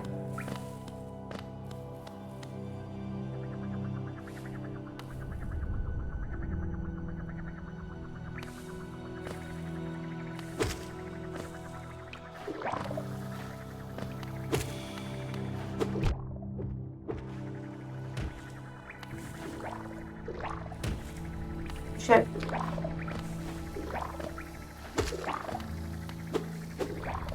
Oh shit. Oh my god. This is gonna be insane. Holy fuck. Oh my god, why did I do this? Oh yeah, I knew I was gonna die here.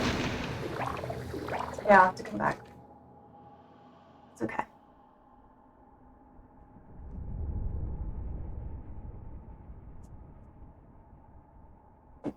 I don't know.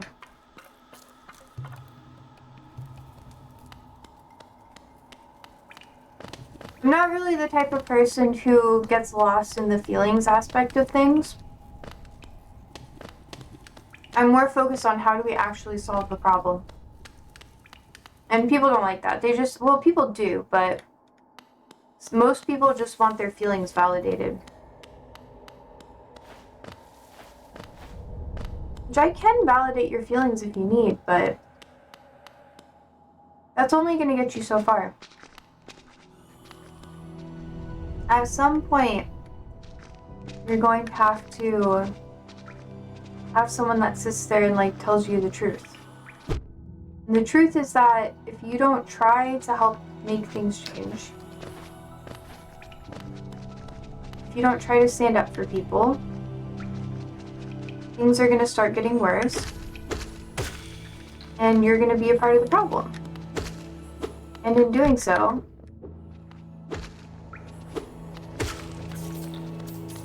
you're going to grow to resent the cause that you're trying to fight for, and then stop caring and stop participating.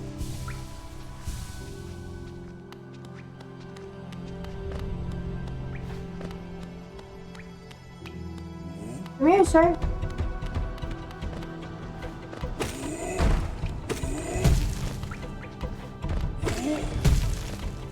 Let me get enough money so I can get the lantern guy. Ah.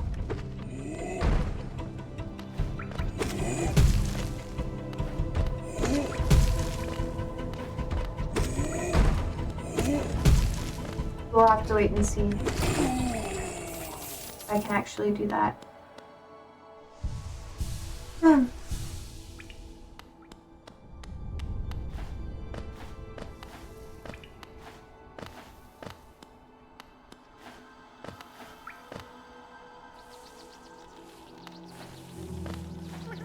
I mean, the left does have a stereotype for being weak for a reason.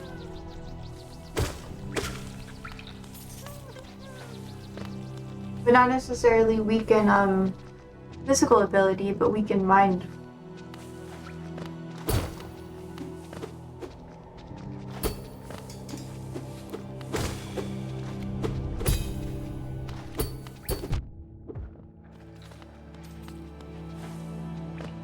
I've kind of already said that, so.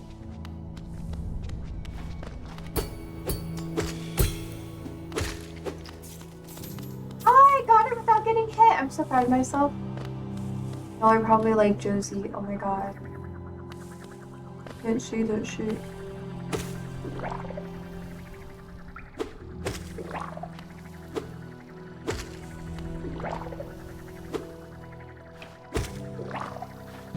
Oh my god. I fucking hate these little buggers. Jesus fuck. Okay, let me heal myself. Okay.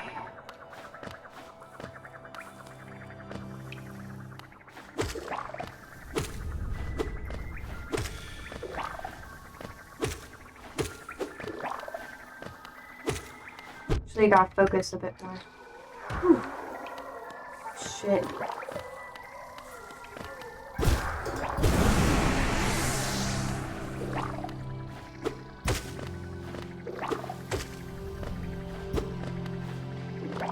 Oh my god, crap. I'm just gonna go down and restart that.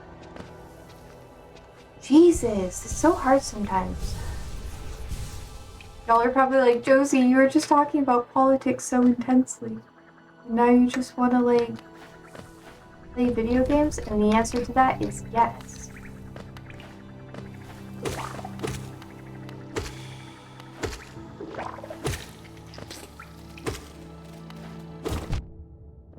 Other people are allowed to do it, so I am too. And I don't feel a bit ashamed about that.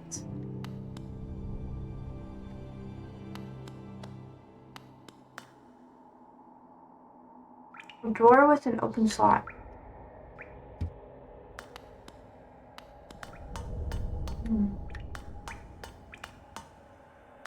But Josie, how can you change the world if you get beaten up by a mob of newly born fireflies? Bruh! Who said I'm the one who's gonna change everything?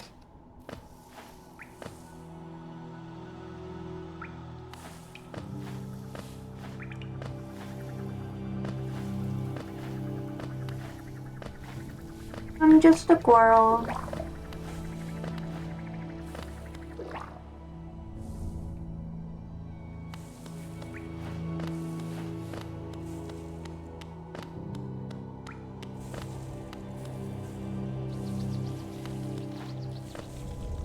Okay. I just need to keep farming for money.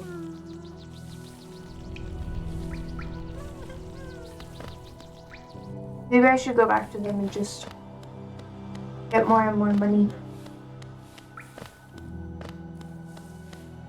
Because they give me a lot.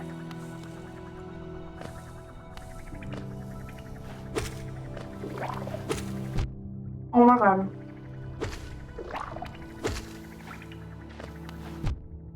Bro. Oh my god. Oh my god. Fuck my life. It's so ridiculously hard for no reason.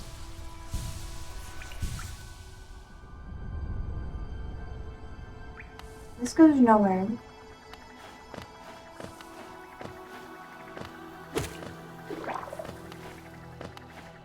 I'm not messing with them. I'm not gonna do it. Just need to keep fucking me up.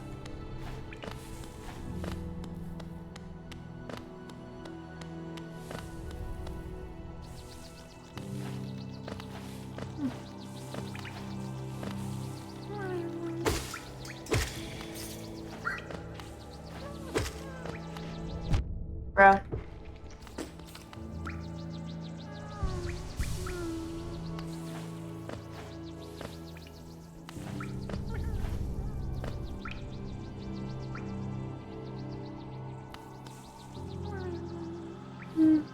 Yeah, I can't go that way because it's dark.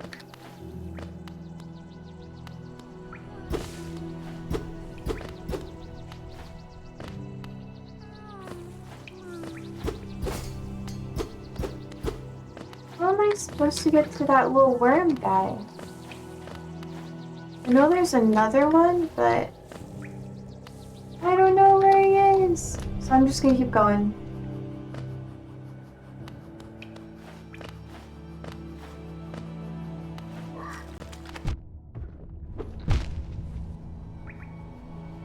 Bruh.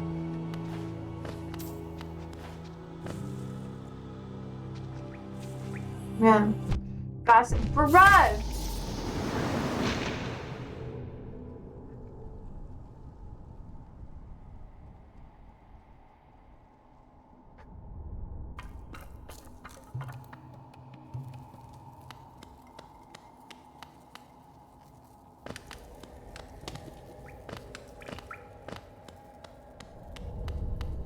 That was fucking crazy. I know, the little worm guys are so cute though.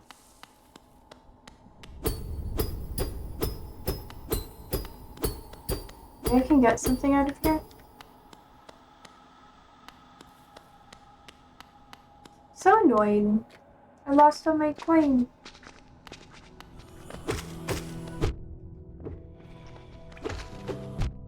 Fuck my life. Yeah, come after me. I know. Every penny counts.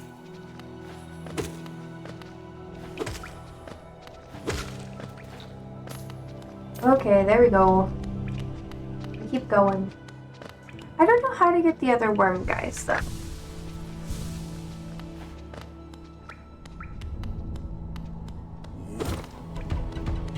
Come on, guy.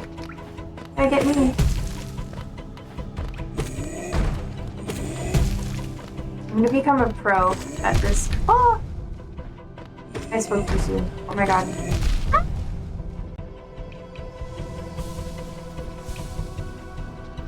I'll be drinking water.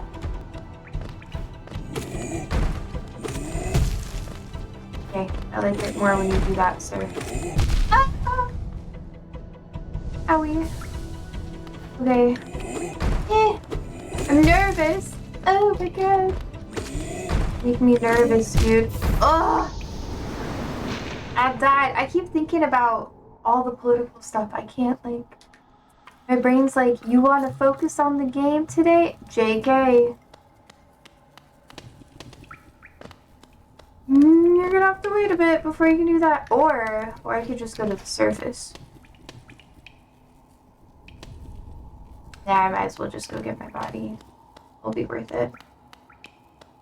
You can always, like, repair your heart or whatever. You go back the other way. Do you get double jump in this? Is that a thing that happens?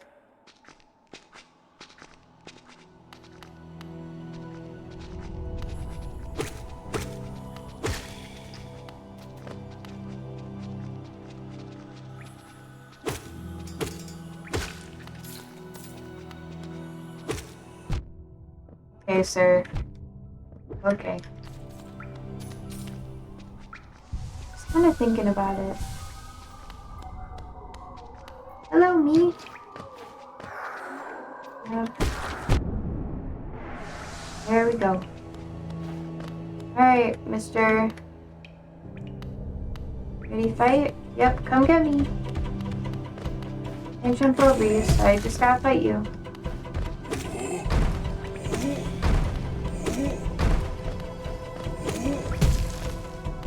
I'll read what you said in a second. Actually gotta focus. Oh, alright, bro.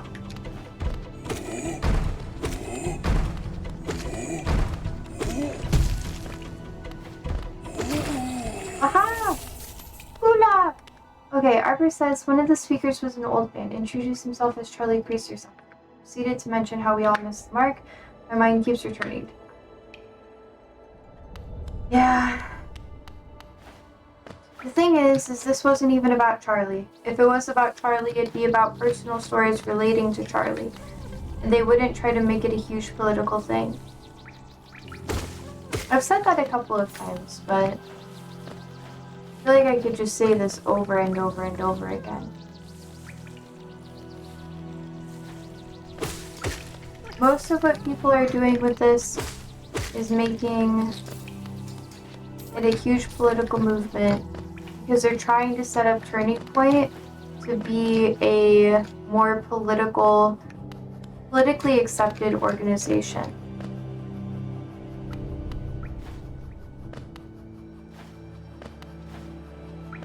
Something that I mentioned before, but that's pretty much what they're trying to do. Yeah.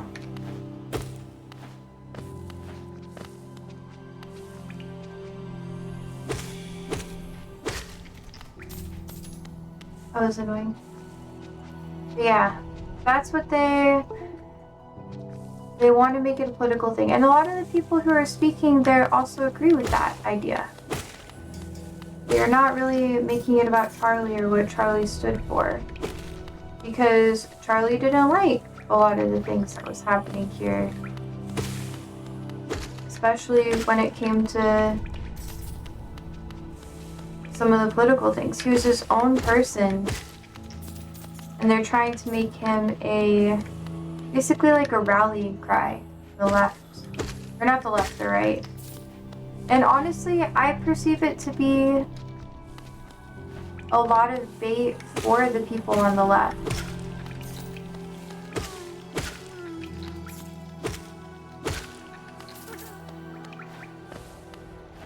Because they want the left to react. They want the left to look back.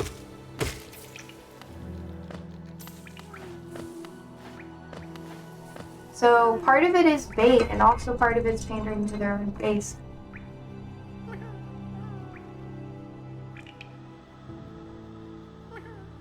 And how far are they willing to take it? That's the real question.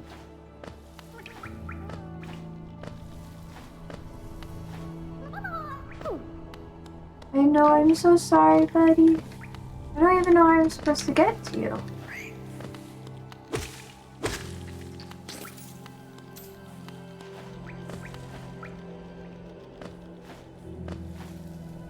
Is there like a double jump thing I could do?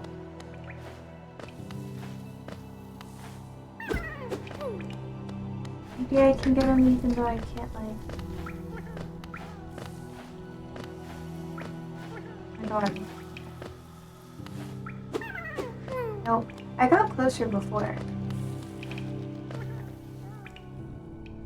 Let's see.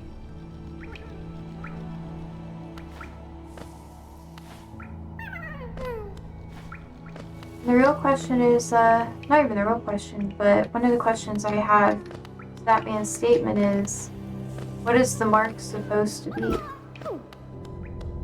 Oh, come back, little worm guy. No idea how I'm supposed to get you.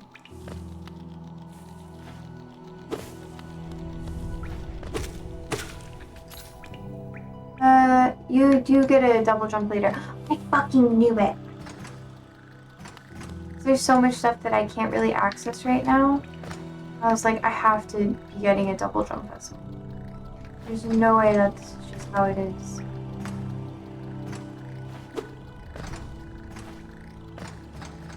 Oh my God.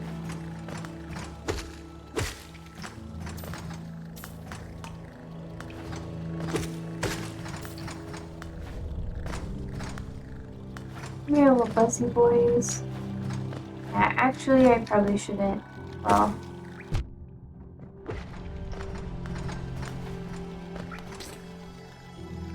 Okay, let me heal myself. I mean, there's a few different things, but you'll see. Yeah, I just know that I can't do it without a double jump. Because I thought maybe if I could, like, hit one of the dudes, you know, be able to get that. Ah, fuck me. Ah.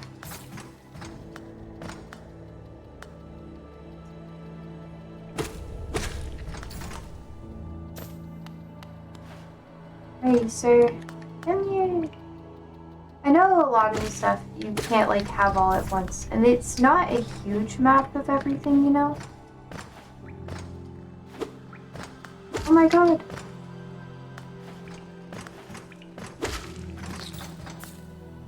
Okay, well I guess that's good that way. Oh, oh, fuck me. Whoa. Ah! Oh my god.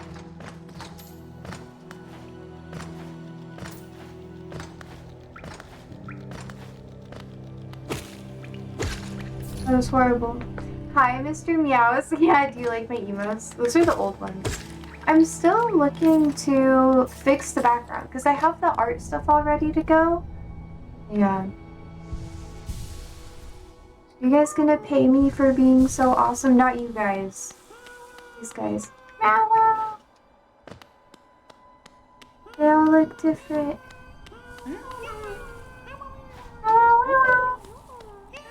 Or do they only pay me after I get another one of them? I think that's the case. That's silly. Okay, yeah, I know. Little fucking buzzy guys just wanna fly around everywhere. Crazy.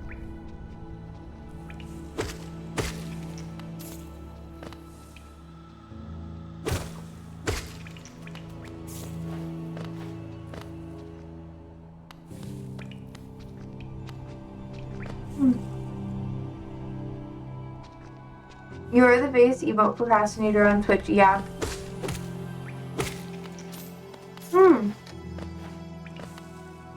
I most definitely am. I have so many, like, projects behind the scenes that it's so hard.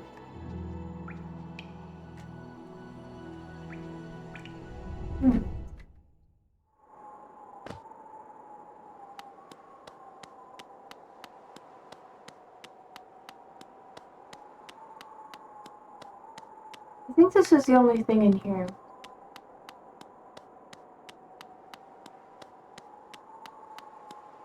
I want to see how much money this thing costs.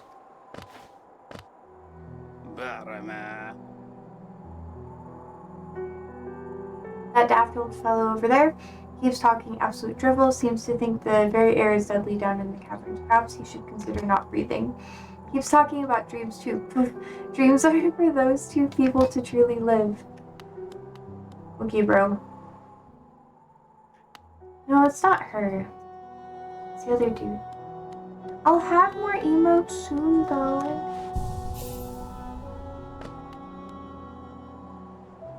What a turn, our shopkeep's come home. Just wandered back in. I'd hoped for grand tales of his time below, but he seems to remember almost nothing. Maybe it was all too much for him? If you're interested in his wares, watch out. He drives a hard bargain, that one. No competition, that's the problem. It's bad for the market. Not that he's complaining. Yeah. Yeah. So I need 1,800. So much fucking money. How are you, Mr. Meows? Did you watch the Turning Point event?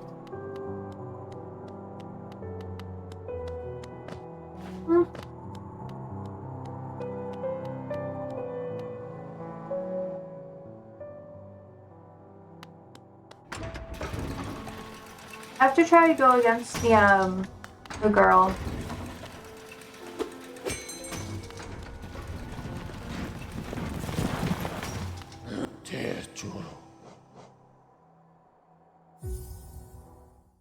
We're headed there.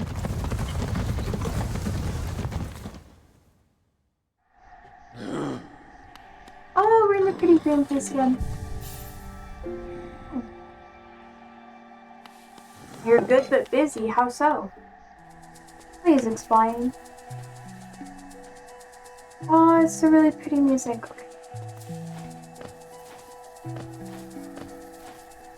Okay, y'all. I'm gonna try to get her again. R.I.P. me, you know. I'm gonna try 4 times.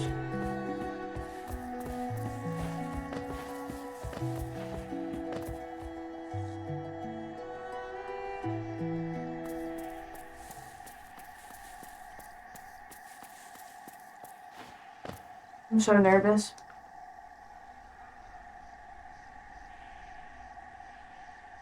I need to like pop my collarbone like right here.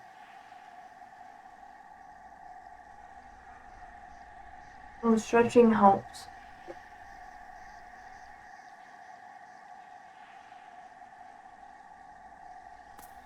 It doesn't quite get it. Alright guys. Oh fuck! Okay.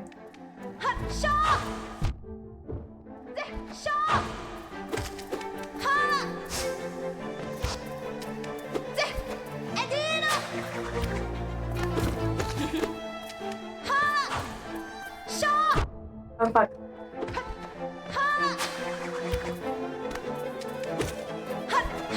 Oh fuck.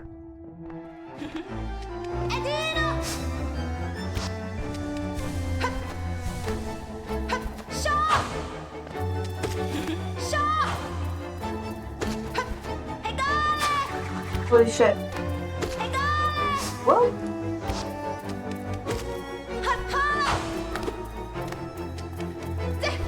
Oh shit. Okay.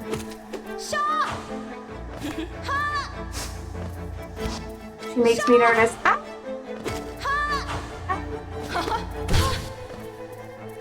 Shit, I just need heal. I need to heal.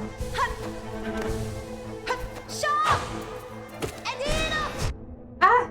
Wait, can I like... Ah!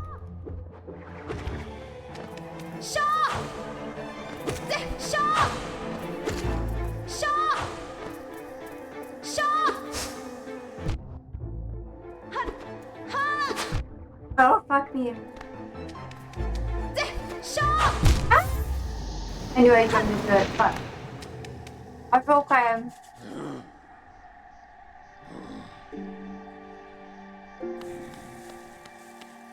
Better than before.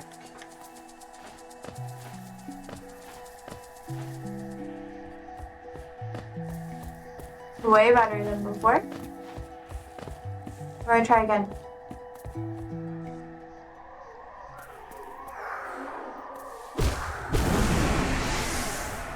Oh.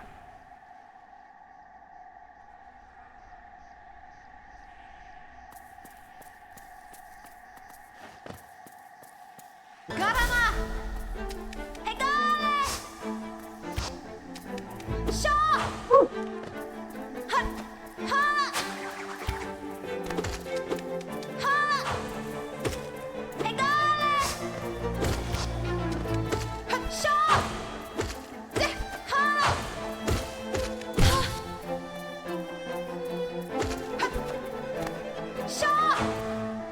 Fuck me. I thought I was doing good. Oh, fuck my leg. Ah! That was dumb of me.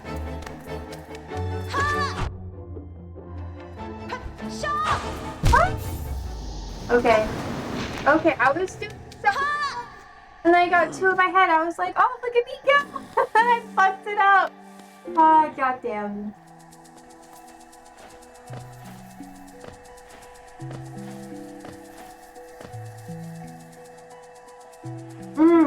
I'm close to finishing it.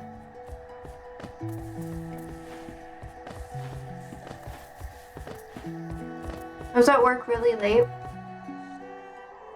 So I had to come home, film TikTok, do homework.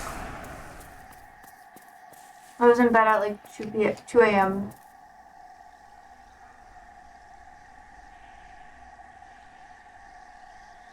This afternoon I had a lot of like errands and stuff I had to go do.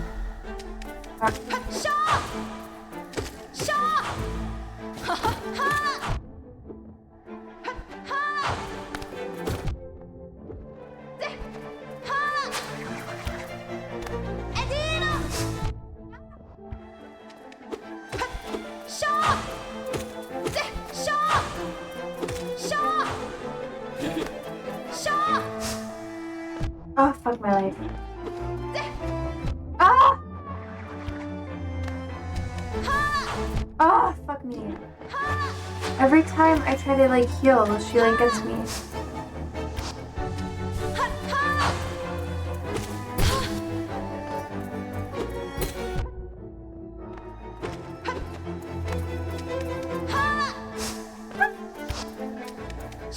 Oh, fuck me. Okay.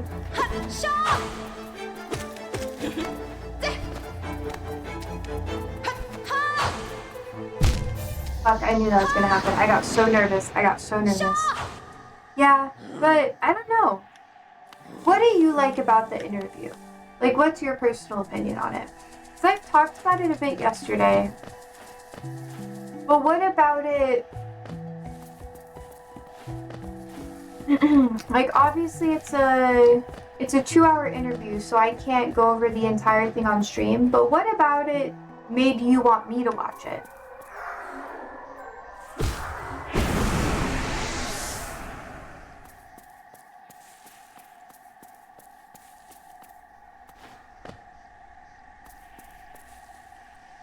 Like, why did you want me to watch it?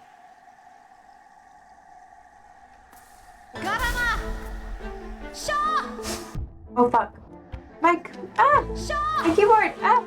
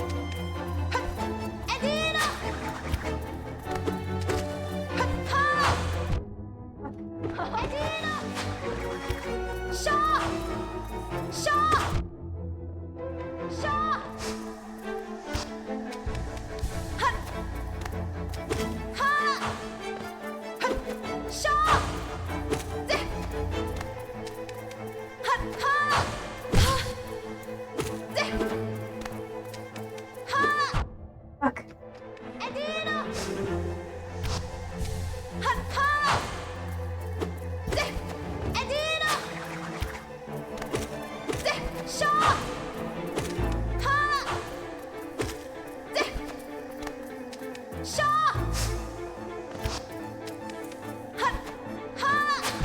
Oh, fuck me. Fuck. So close.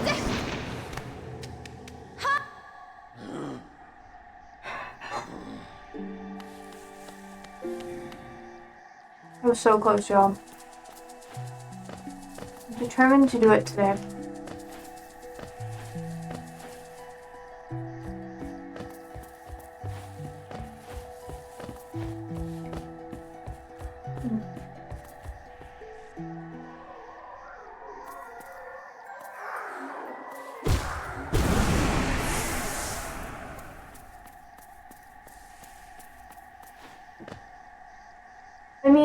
I mean, if you want to, Mr. Meow, I would like to know your perspective. Like, why do you think? Fuck me.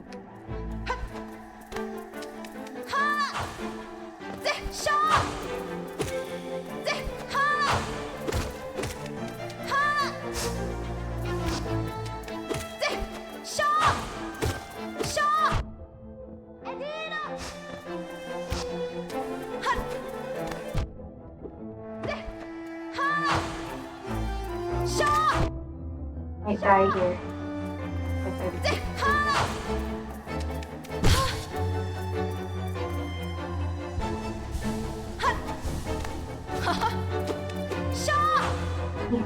Oh fuck! She went backwards. Fuck. Yeah, I knew I was gonna die. That's I accepted my fate. I accepted it.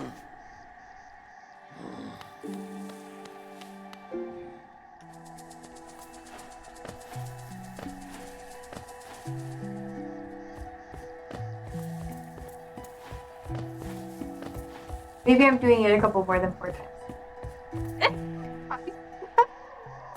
Okay, come here, me. Okay. Mr. Meow says, when he explains how the central banks works, how economic growth works, how most recessions are artificially created and why, how he breaks down quantitative easing, the history behind central banking, and how banks create money and some other stuff. Yeah. I mean, I think most of it does have a layer of truth to it. I'm not going to argue against that. But I do want to mention that a lot of what he does say, what to do with that information, is a lot different than what I would do it with it. Oh, fuck me. I should have gone closer.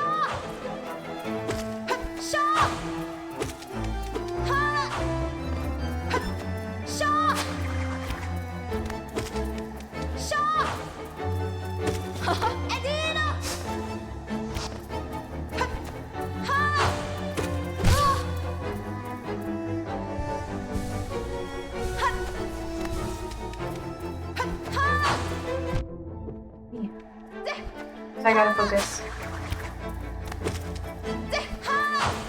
Oh fuck. Fuck.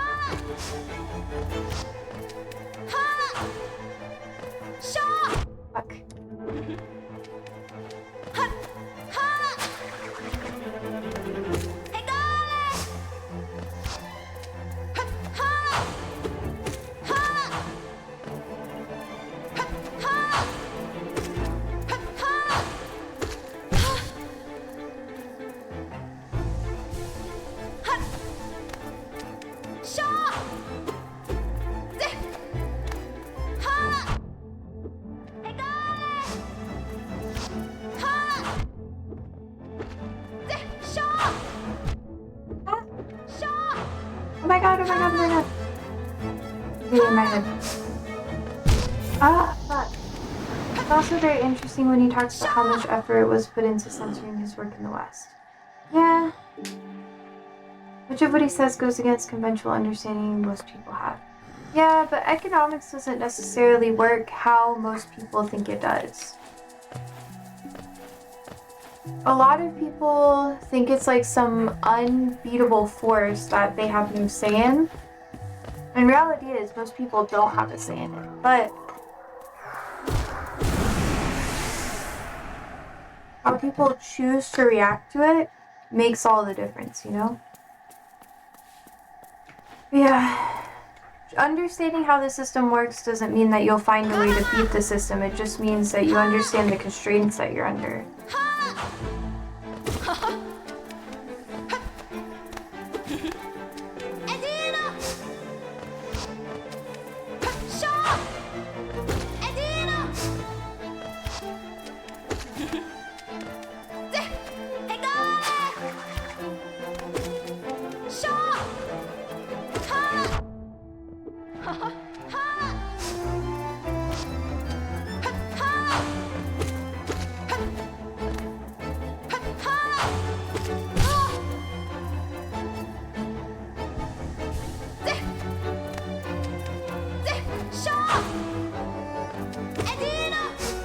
Fuck me.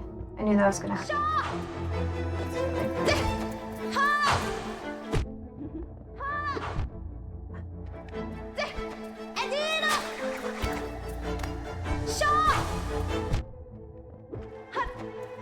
Ah, fuck.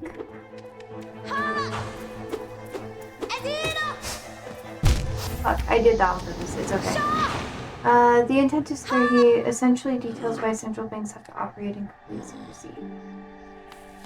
But I'm wondering, like, why do you feel that this is important? Like, what aspect of it has a lot of importance to you? Like, do you think that there's some underlying, like, plan that people who are wealthy have to, like, overtake the poor? Or, like, who do you think's in control of it? Like, do you think it's intended by a single person? Or do you think that it is a faulty system that people are taking advantage of? That's my biggest question.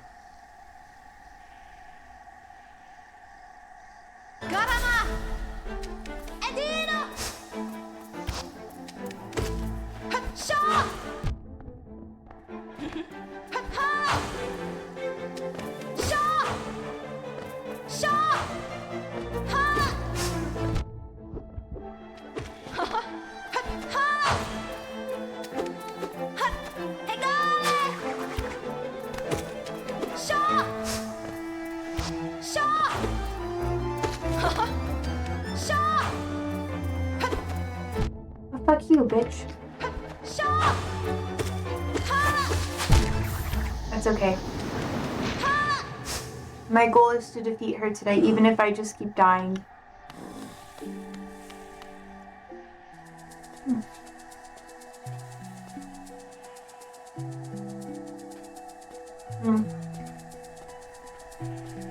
If people understand the basics, then they will know what to demand from the politicians. The economy is the most important aspect that voters care about.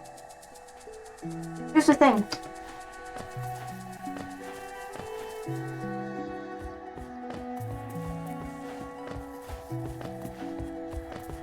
I'm chewing.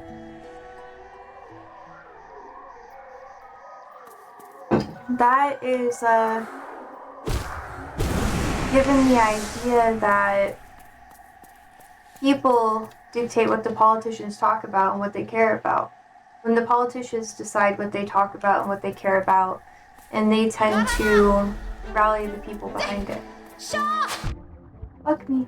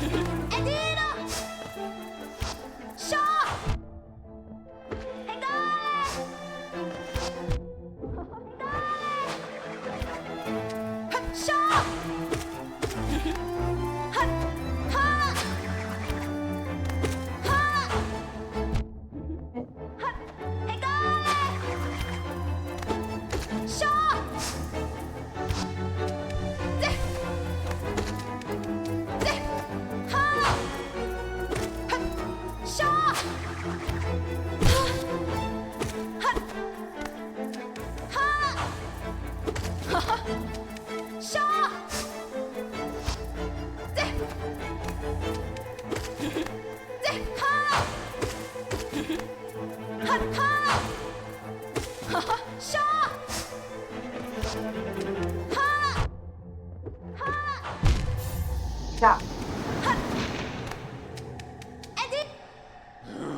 It depends on the scale of the public pressure. No, I personally don't think it does.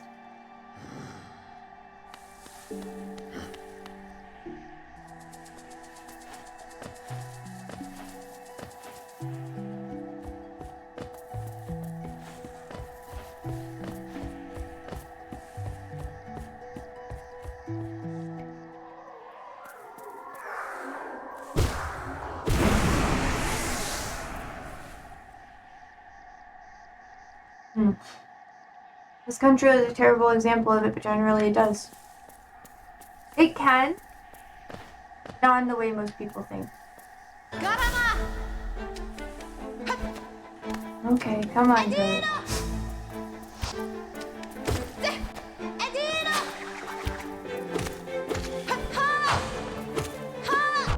Oh, okay. Oh, yeah. I gotta switch up when she starts doing that.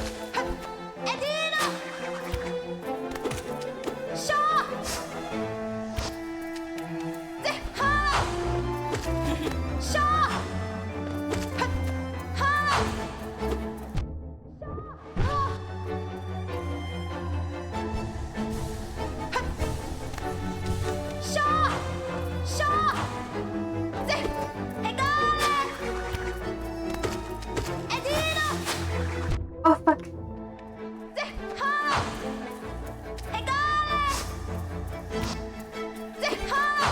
Oh, girl. Ah! That's what keeps getting me now.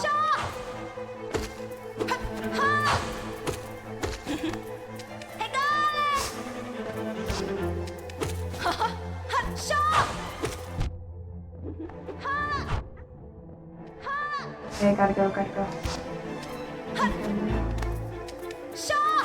Ah! Okay. That's alright, this conversation is more interesting. That's why I'm struggling so much. It's not just why. I'm also kind of bad at the game, but this is primarily why. Yeah, our country is just, it's faulty. But not because people aren't pressuring their politicians. There's no real consequences for politicians not doing what their constituents tell them to do, or what they believe they should be doing.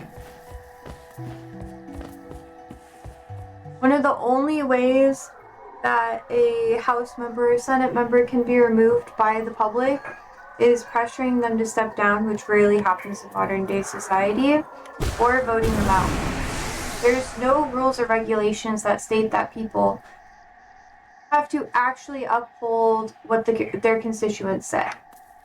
So there's plenty of members of not just the House, but even presidents and judicial members and stuff like that too, where the minute that they're given a position of power or a seat of power, they go to what would be the most profitable or best for them personally. That's the seed of corruption that we have in our country. And it's a custom at this point. It can be changed, but people don't necessarily try to make that change. Because any legislation that would hold people accountable in that manner is very much not popular.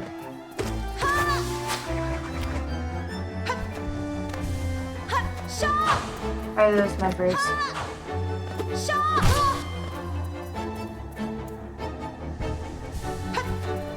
Ah! How did you do that to me?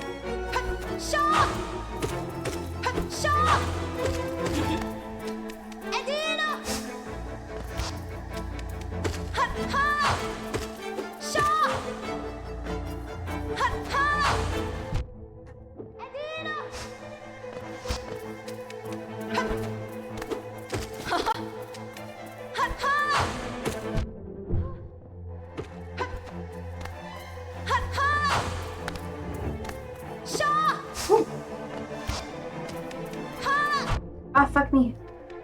I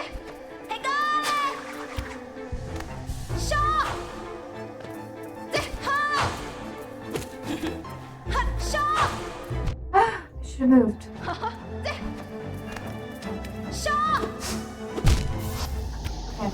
I guess only liquid democracy tries to fix that, but people hated it here. Yeah. That's a real big issue, the lack of an option to get rid of a politician when it's, yeah. Like, the people themselves can't gather an amount of votes or anything like that in most areas to actually try to get rid of a legislative member, a judicial member, or a president. It's something that once they're elected in office, there's little to nothing that the average person can do. If Nixon decided to not step down and pull a Trump, regarding his impeachment process and stuff, he would have been able to stay in office, and this would have happened a lot earlier than what we have now. The Reagan era was just foreshadowing. But, people like to have faith in democracy and stuff. Nothing happens if people don't know. That's why censorship is such a big problem. Yeah, because that's the last thing people have control over. Because if everybody does something a certain way, the peer pressure forces people to work together and just kind of follow a certain route. Arbor says, and then there's parties further removing the public from the equation and having the worst people in positions of power for, well, I'll stop. Mr. Meow says this guy was so heavily censored, it's crazy. Oh, which one? So many are.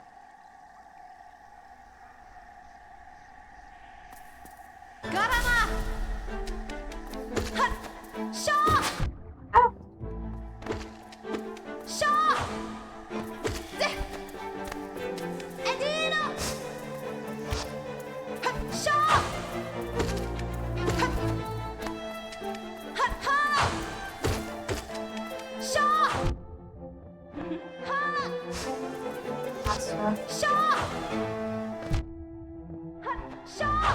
Okay. if I die here.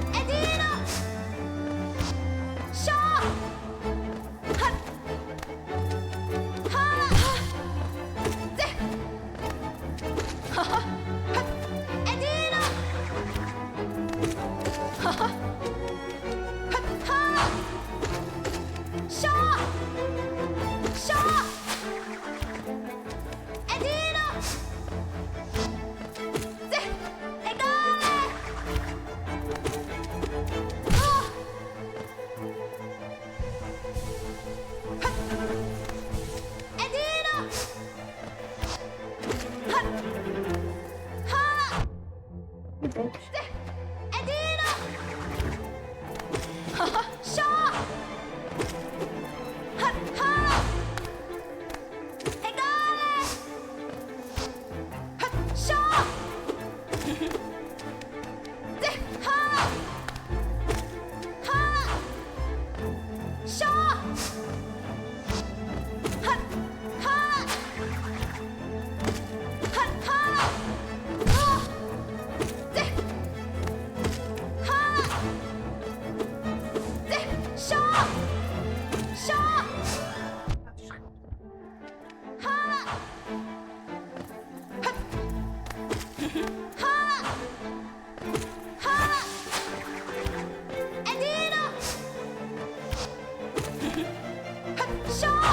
How many times do I have to like fucking get her?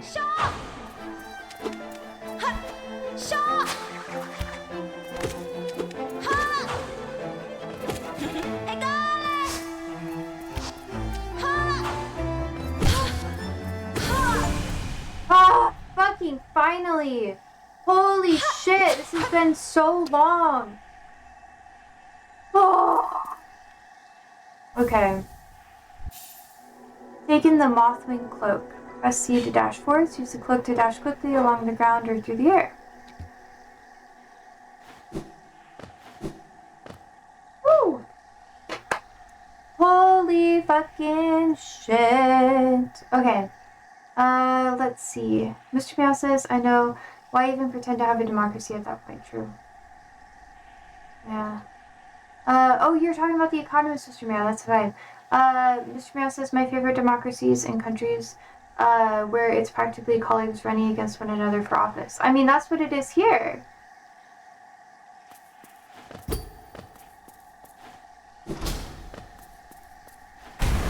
Whoa.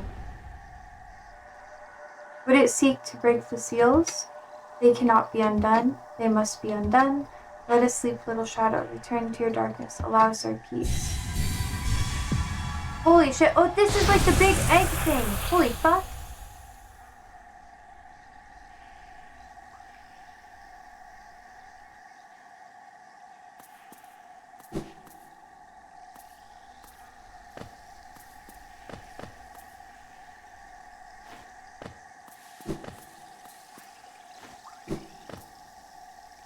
No.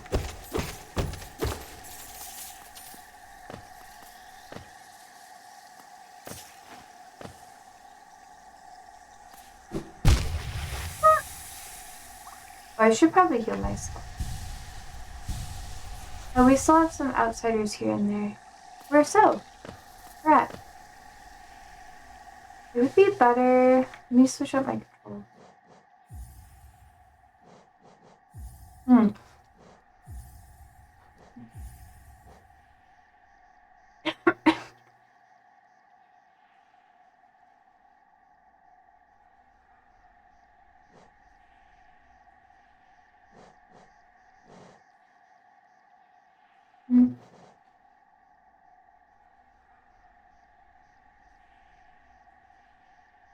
Hmm.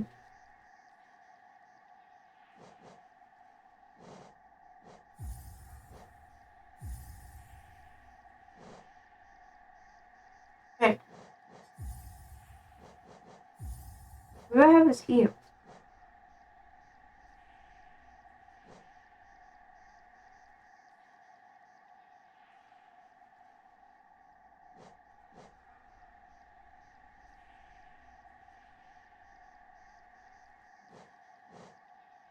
Heal.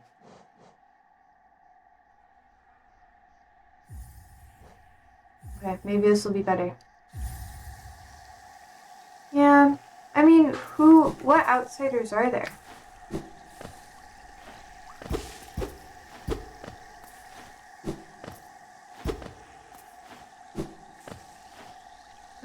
Ooh.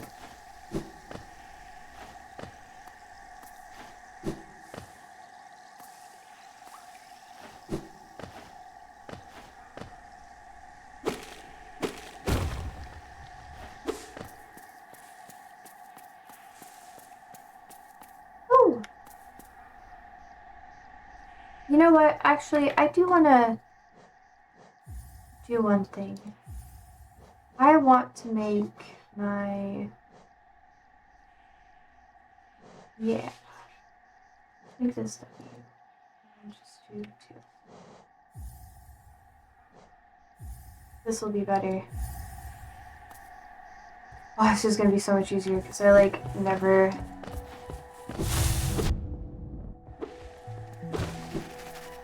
I could actually get them a lot faster. Wait, where do I need to go? I should probably go down to the bench. Ah! Forgot how to play for a second. Oh my god.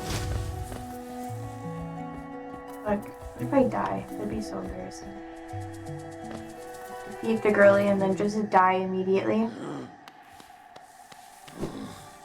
Wait. Hit 2 now.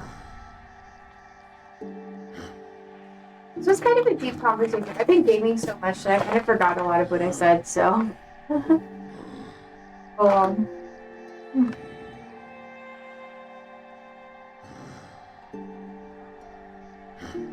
That's a different area.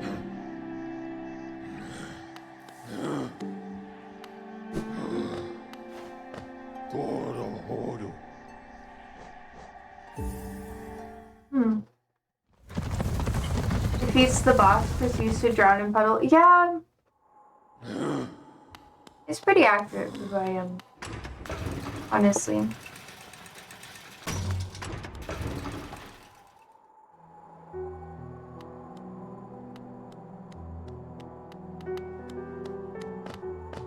Whoa. Fatal thing, you wear that snail with ease. If you're in search of a combat, you'll find no greater warriors. You'll find no great warriors in this decaying burrow. I've heard an arena exists somewhere below. When built for our like, meet me there and we'll test what skills you possess. I'll be heading down soon. Come and find me if you dare. Okay.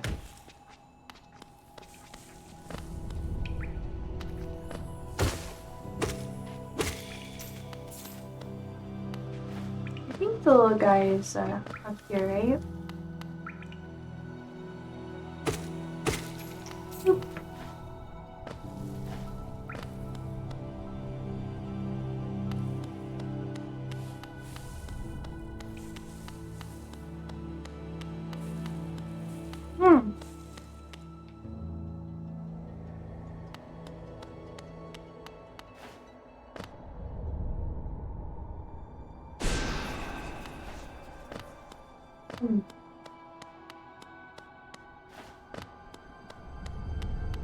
That was really fucking weird too.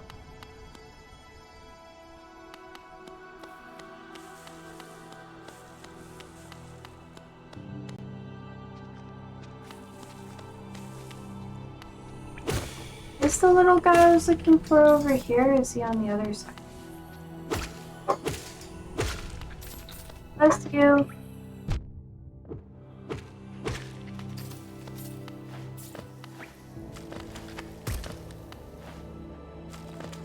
Oh, fuck, that's why. Like, what is that thing?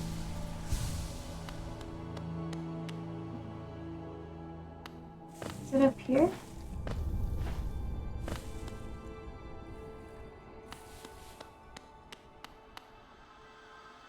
What's this fucking dude?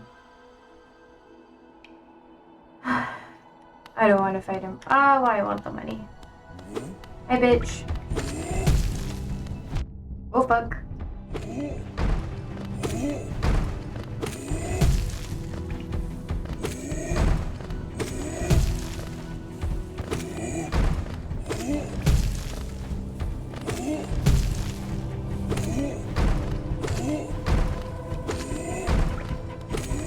Okay, bro. There we go. Thank you for the money. Bye. So I got that guy, but where's the other worm that I was trying to find? Let's see. She's not the last boss though, right? There's gonna be lots of stuff.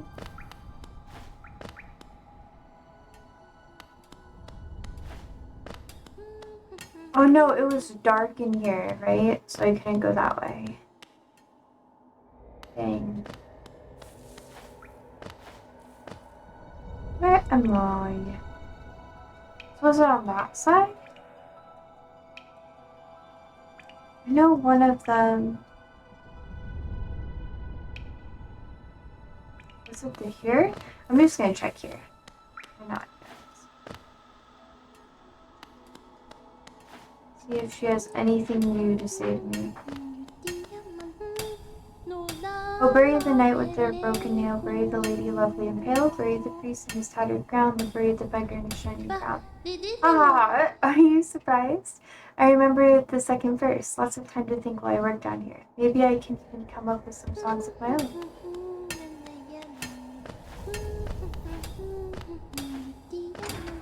So that means this has changed a little bit. Was this one dark? Oh, I have to go at it from underneath.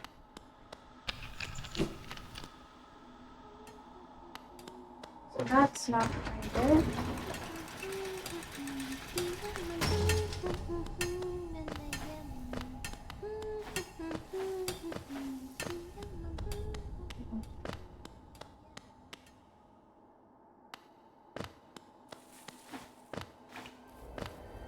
Okay, onwards, chat.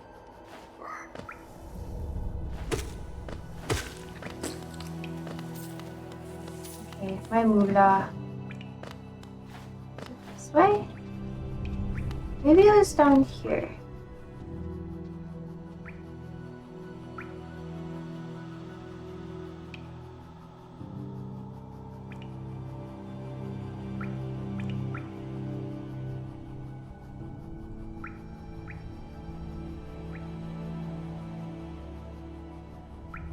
We'll just go check.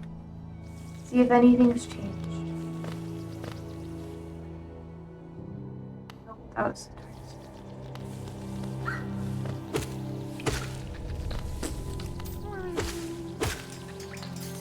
Oh wait! No, the little guy was... Oh my god. Who's up over here? My finger is cramping. What the heck? Why is this so hard?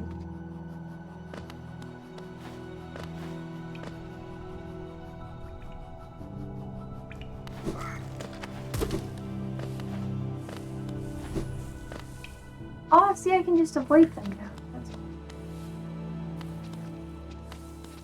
fine. Here, sir. 3 coins. Alright, come on, guys.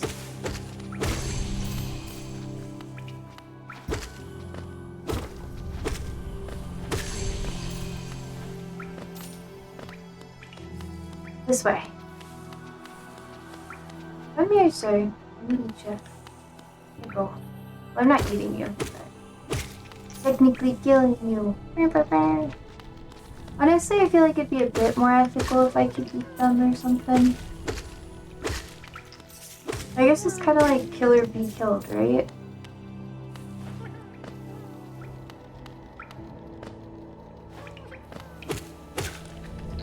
Okay.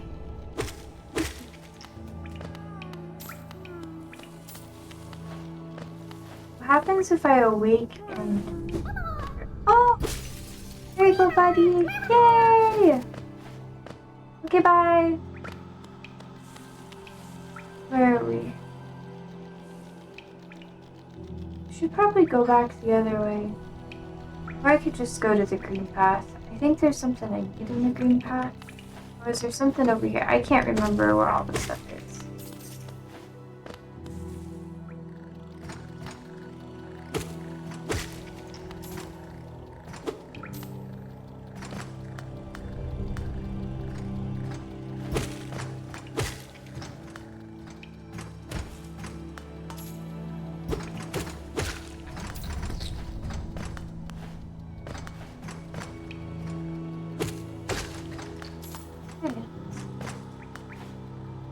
that's right over there.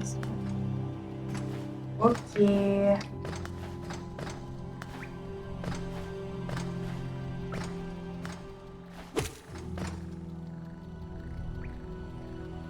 Down here.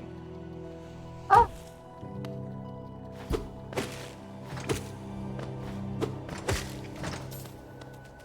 Okay.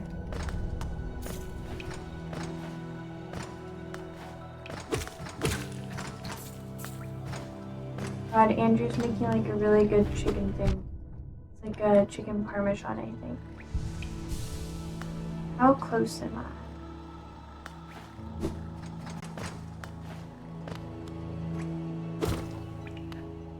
It's over here.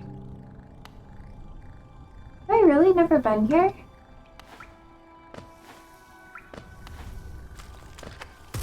Oh, well, that's probably a good thing.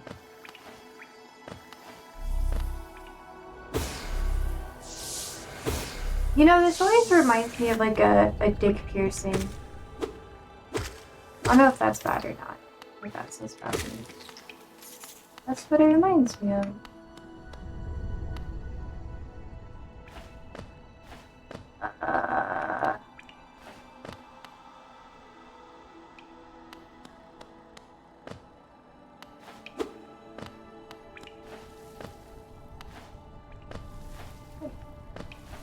So I don't know what to do here yet.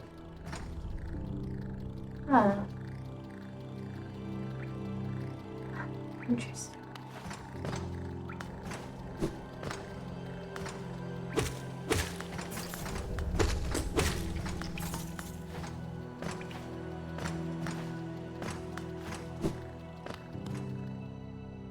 There is something in here. Let's try it first. I got an alert, but remember, the only good bug is dead bug. Bruh! There are good bugs out there.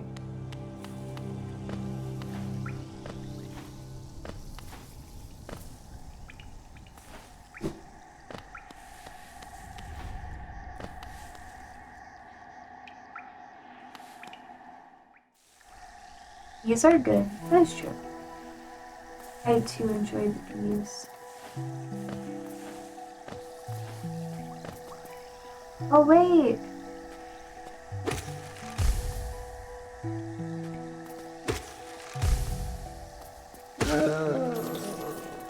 I know what I wanted to check out. I remember, chat. Oh fuck. It's over here. Oh, it's a movie quote. See ya. Oh, okay, okay. Yeah. I want to go back to the chambers over here.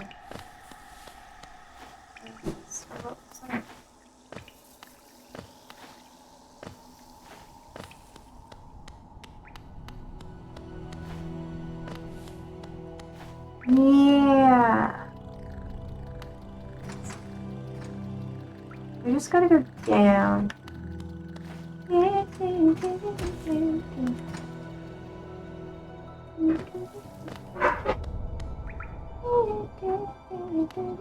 You know that song?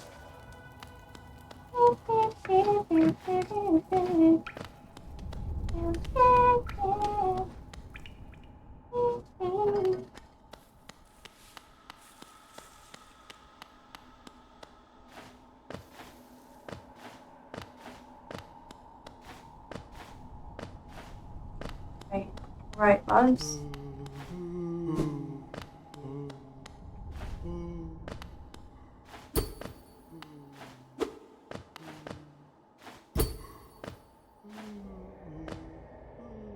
How the fuck am I supposed to get over there? Are they just up on the ceiling? Okay. Merely.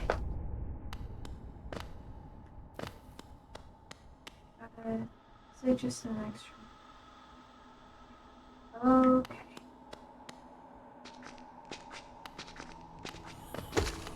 Oh, fuck my life. I know, you little bitches. Little bitches, come get me, fuckers.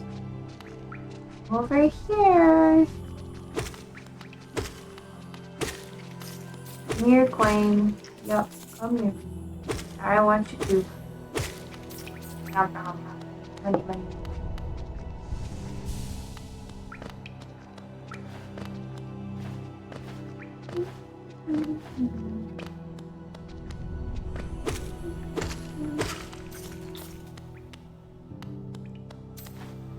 Is there gonna be a time where I'm just not gonna die? Because of... I can't double wish. Only one wish. Yeah, I'm gonna farm ya. Sorry, bro. You're too easy.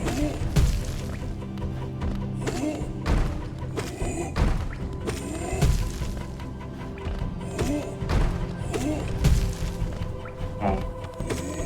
Ah! You motherfucker! How dare you?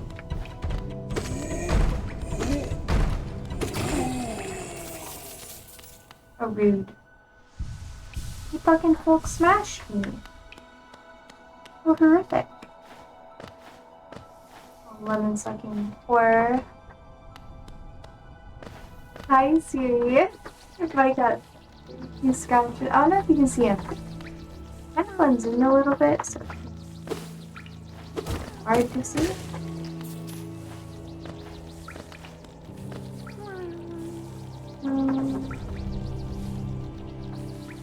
Maybe I should just go down. Okay. I'm gonna go save. Save my little map. Well, hello again. Hell thing. Use those old lines. Pathetic. A real warrior carries himself to combat. He has no needs for such convenience. Yes. Okay, let's see what my map looks like now.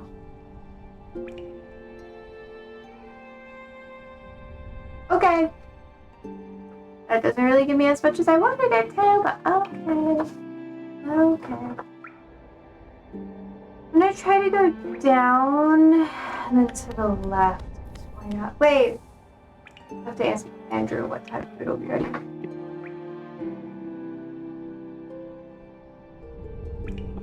Okay, bitches, we got 10 minutes. 10 minutes, guys.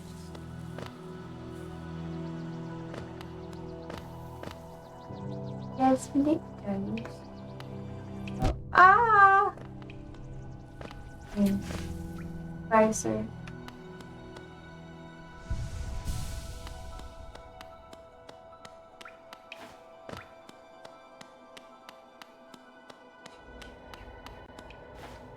I feel like there's a reason why I couldn't go back here before. Oh, yep, this was it.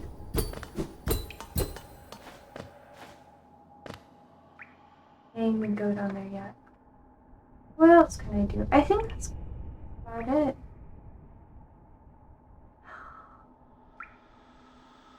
Okay, up we go again. I feel like there was one other thing I was supposed to do. Hey, we almost reached 3 hours. I did say I'd do an extra long one. Yes, I'll try to stream earlier for some of you Euro folks. I know you guys don't have... Oh, is that here? This will be the quickest way over. Fuck me. Oh, that's painful.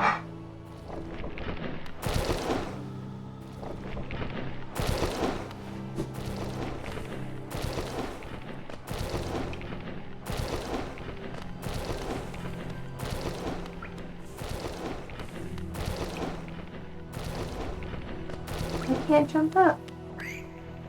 Okay, come on, let me get ya. Sorry that those fucking mosquito guys, they suck. I'm missing this up here. Oh.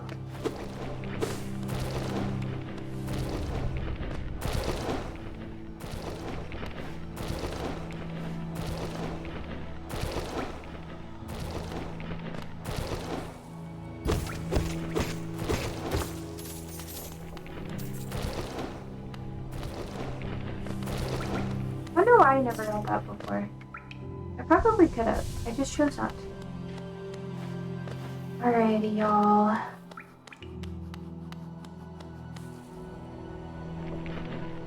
I guess. Yeah, let's just go this way. Okay, come on, let me get you more money for me.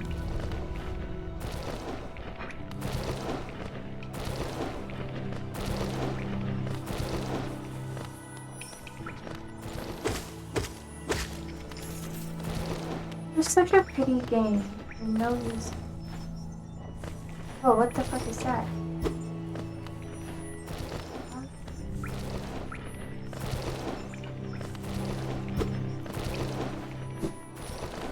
No, get me over here. Oh, oh, interesting. How do I get up there?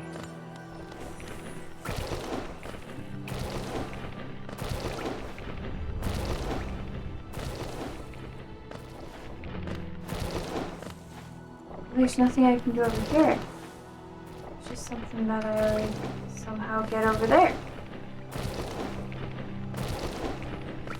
Okay. It's so interesting. Well, that's for later, I guess. You got like the weird acid. Dude. Let's see, I'm gonna go. Yay! All heals. Oh, I keep forgetting. I have to hit 2 instead.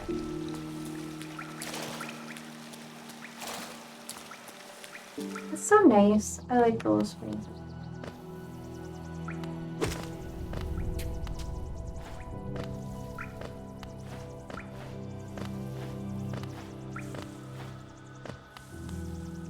Is it this way? Oh no, it's actually down. Okay, let's see what this way. What is this way? Look at that. Oh! This is what I was trying to get to. Okay. Oh my god, guys, I did it! Oh! We did it, guys! There's mushrooms. What? This is so cool looking. I've never been here! Yay! Oh, this is so neat. Oh, fuck.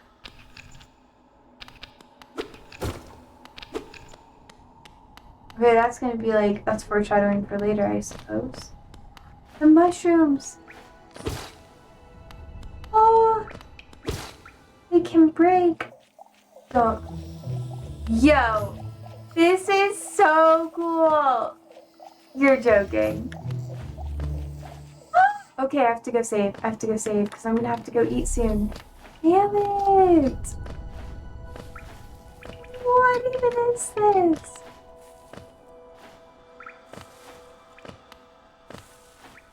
That is so cool. That is so cool. That is so cool. Oh my god. I'm gonna save that as part of my map. That was so cute. Oh my god. Okay. Oh shit. Oop. You wanna see it? You wanna see it? Look at that fungal waste. Chef's kiss. So exciting. I've been kind of excited to try that out. Should we stop here? I feel like I'm just gonna ramble for a little bit if we don't. Or if we do. Maybe I should go over there so next time we start, I start right there. Let's go! I don't want to explore it just like a little bit. Bye, sir. Try to spit at me, bro. How fucking rude. I'm so fucking stoked. Oh, it's so cool.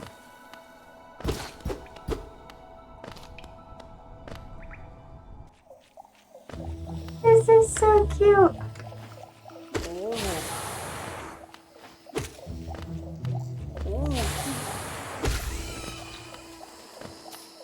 that's so cool. I love this game.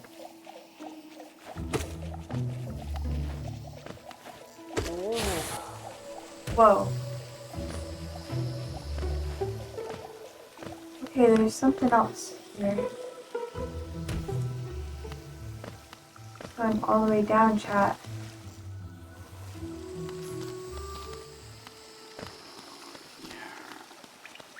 Oh my god! Wait.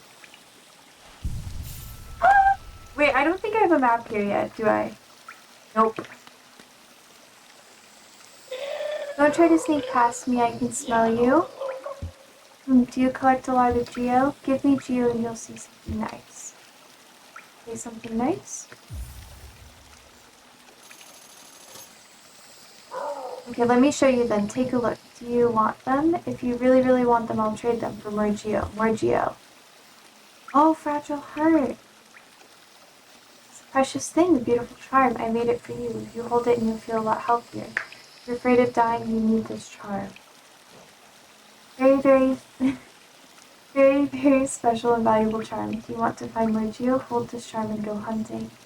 Bring any geo you find back to me. Oh, you're weak, aren't you? You should give me geo. If you do, I'll give you this charm I made. It will make you stronger. Your enemies and everyone else will fear you at last. He's so weird.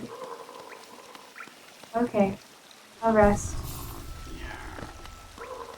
This is so goofy, y'all. I love this game. Sorry, guys.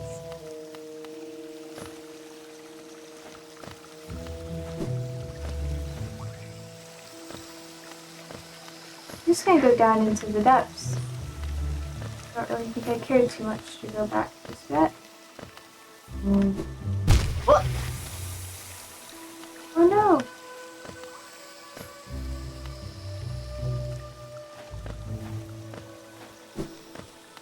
Hey. We have here. Oh fucking hell. Holy fucking shit. Oh my god. Holy fucking shit, it bothers me. What the hell? Okay, I'm gonna go heal myself over here. Holy crap. Probably shouldn't go too far though. Holy crap. Oh my god, there's more of them. Oh. I'm just going back here. Seems like not a vibe.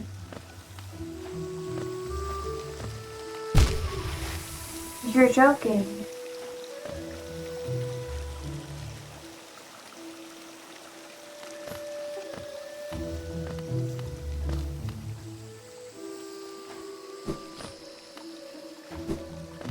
Hey. Just give me something that's easier to...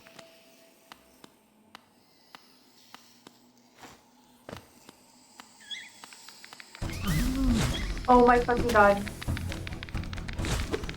I got into a boss fight. I didn't mean to get into a boss fight.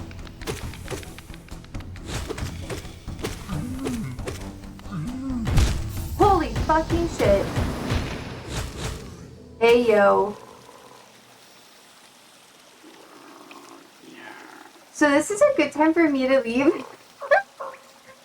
Okay. I was not ready for a boss fight, I guess. Okay. We're almost at like the 3-hour mark, so I'm pretty satisfied. Let's see. Ah, this is where is this? This is Treasure Island on Higgins Lake, Michigan. Michigan. Damn, that was a really fun game. I had a good time. I enjoyed that quite a bit. There we go. Oh, I finally got it. That's so good. I've been trying to get that all day. Oh. What even else is happening today?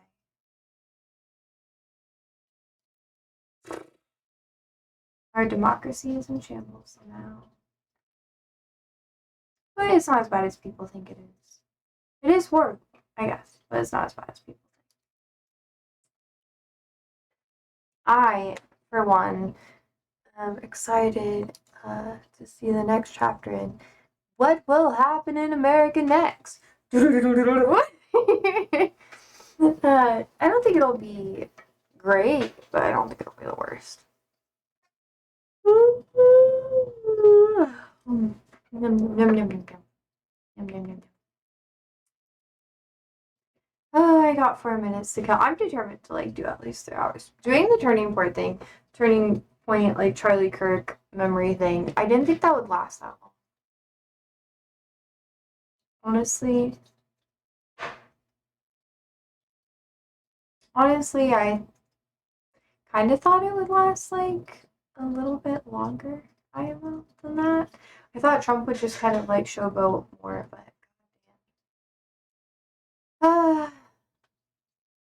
it's gotten to the point where I don't even get super angry about it anymore. I get really fucking frustrated for sure. But like rage isn't something I feel about it. I'm just kind of like when things get hard, I don't really feel a lot of rage. I just feel a lot of desire to act, I guess. Like do something, you know? I don't really like to get too much in my feels about things that are serious. Which people find to be kind of odd. I'm not really like that. It's okay. We got 3 more minutes. 3 more minutes. What else could I say? I have a feeling we'll probably talk about this a bit more tomorrow. I thought the whole like Christian music thing was a little tacky, IMO. They tried to make it like a church service vibe. Or at least super loud and proud church service vibe. I'm not super into that. It just kinda reminded me of like church and I was like, okay. And it was all like primarily Christian music, which was kinda weird. I don't know. I wonder what his actual like family's memorial was like, you know. I don't think they're actually gonna air, which is probably for the best. Also, I like fucked up my wrist. Do you see like where the bone is? Yeah, this bone. See how that one like sticks out? It's like boop. This one doesn't as much. I got like a gnarly broomstick because I slammed it against something yesterday. It hurt like a bitch. I was like, ah.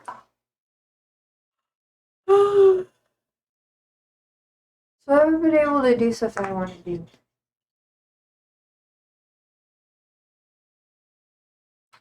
Such is life. Oh no. I think it'll be interesting what happens next. I'm concerned for sure, but I think everyone is kind of concerned. But I hope that people view this to be more of an educational thing than anything else. Like, America isn't really what people want it to be. Very rarely in life are things what people want them to be. So, I don't know. What people do with that's going to be a whole different thing. It's been corrupt for hundreds of years, since it started. But we never really progressed out of that corruption, which is why it's so prevalent now. People think that it isn't corrupt because they don't know what it's like to not live in that. I guess smaller countries do have an advantage, like you guys were saying about that. But I think the advantage is that, like you guys said, more people are like colleagues and stuff. Like I think Mr. Meow said that. And the population is small enough that most people who do get involved in that already know of each other or have an ability to be closer to one another. But in the federal government, we're so large. And though it is definitely a big nepotism game, it's not as it doesn't have to be like that. Though you would have to have a lot of different things happen for those rules to change. And even if the people do revolt against it, our people forget that our federal government was it wasn't always designed with the people's in mind. I'm coming in just a second. Closing thoughts. It wasn't designed for the people in mind. It was designed to protect the government itself from people that they felt to be not as superior as they are. So not just basically stupid people. So our government wasn't even meant for us, and people don't get that. So they're like, why is my voice not being heard? Because it wasn't designed for your voice to be heard. And getting the people empowered to change that is going to be really hard. Not impossible, but very hard. Probably not even 100 or so years, but I'm not even going to try to make an estimate because it really just depends on how things are. But oh well. Thank you so much for hanging out with me today. I hope you guys have a wonderful day. And hopefully tomorrow isn't as depressing, but because of the autism shit that's going to happen, I wouldn't be surprised if I'm just a little bit sad. So, anyways, thank you so much for hanging out with me today. I hope you all have a wonderful day and sleep well, stay safe, and stay alive. So, dudes.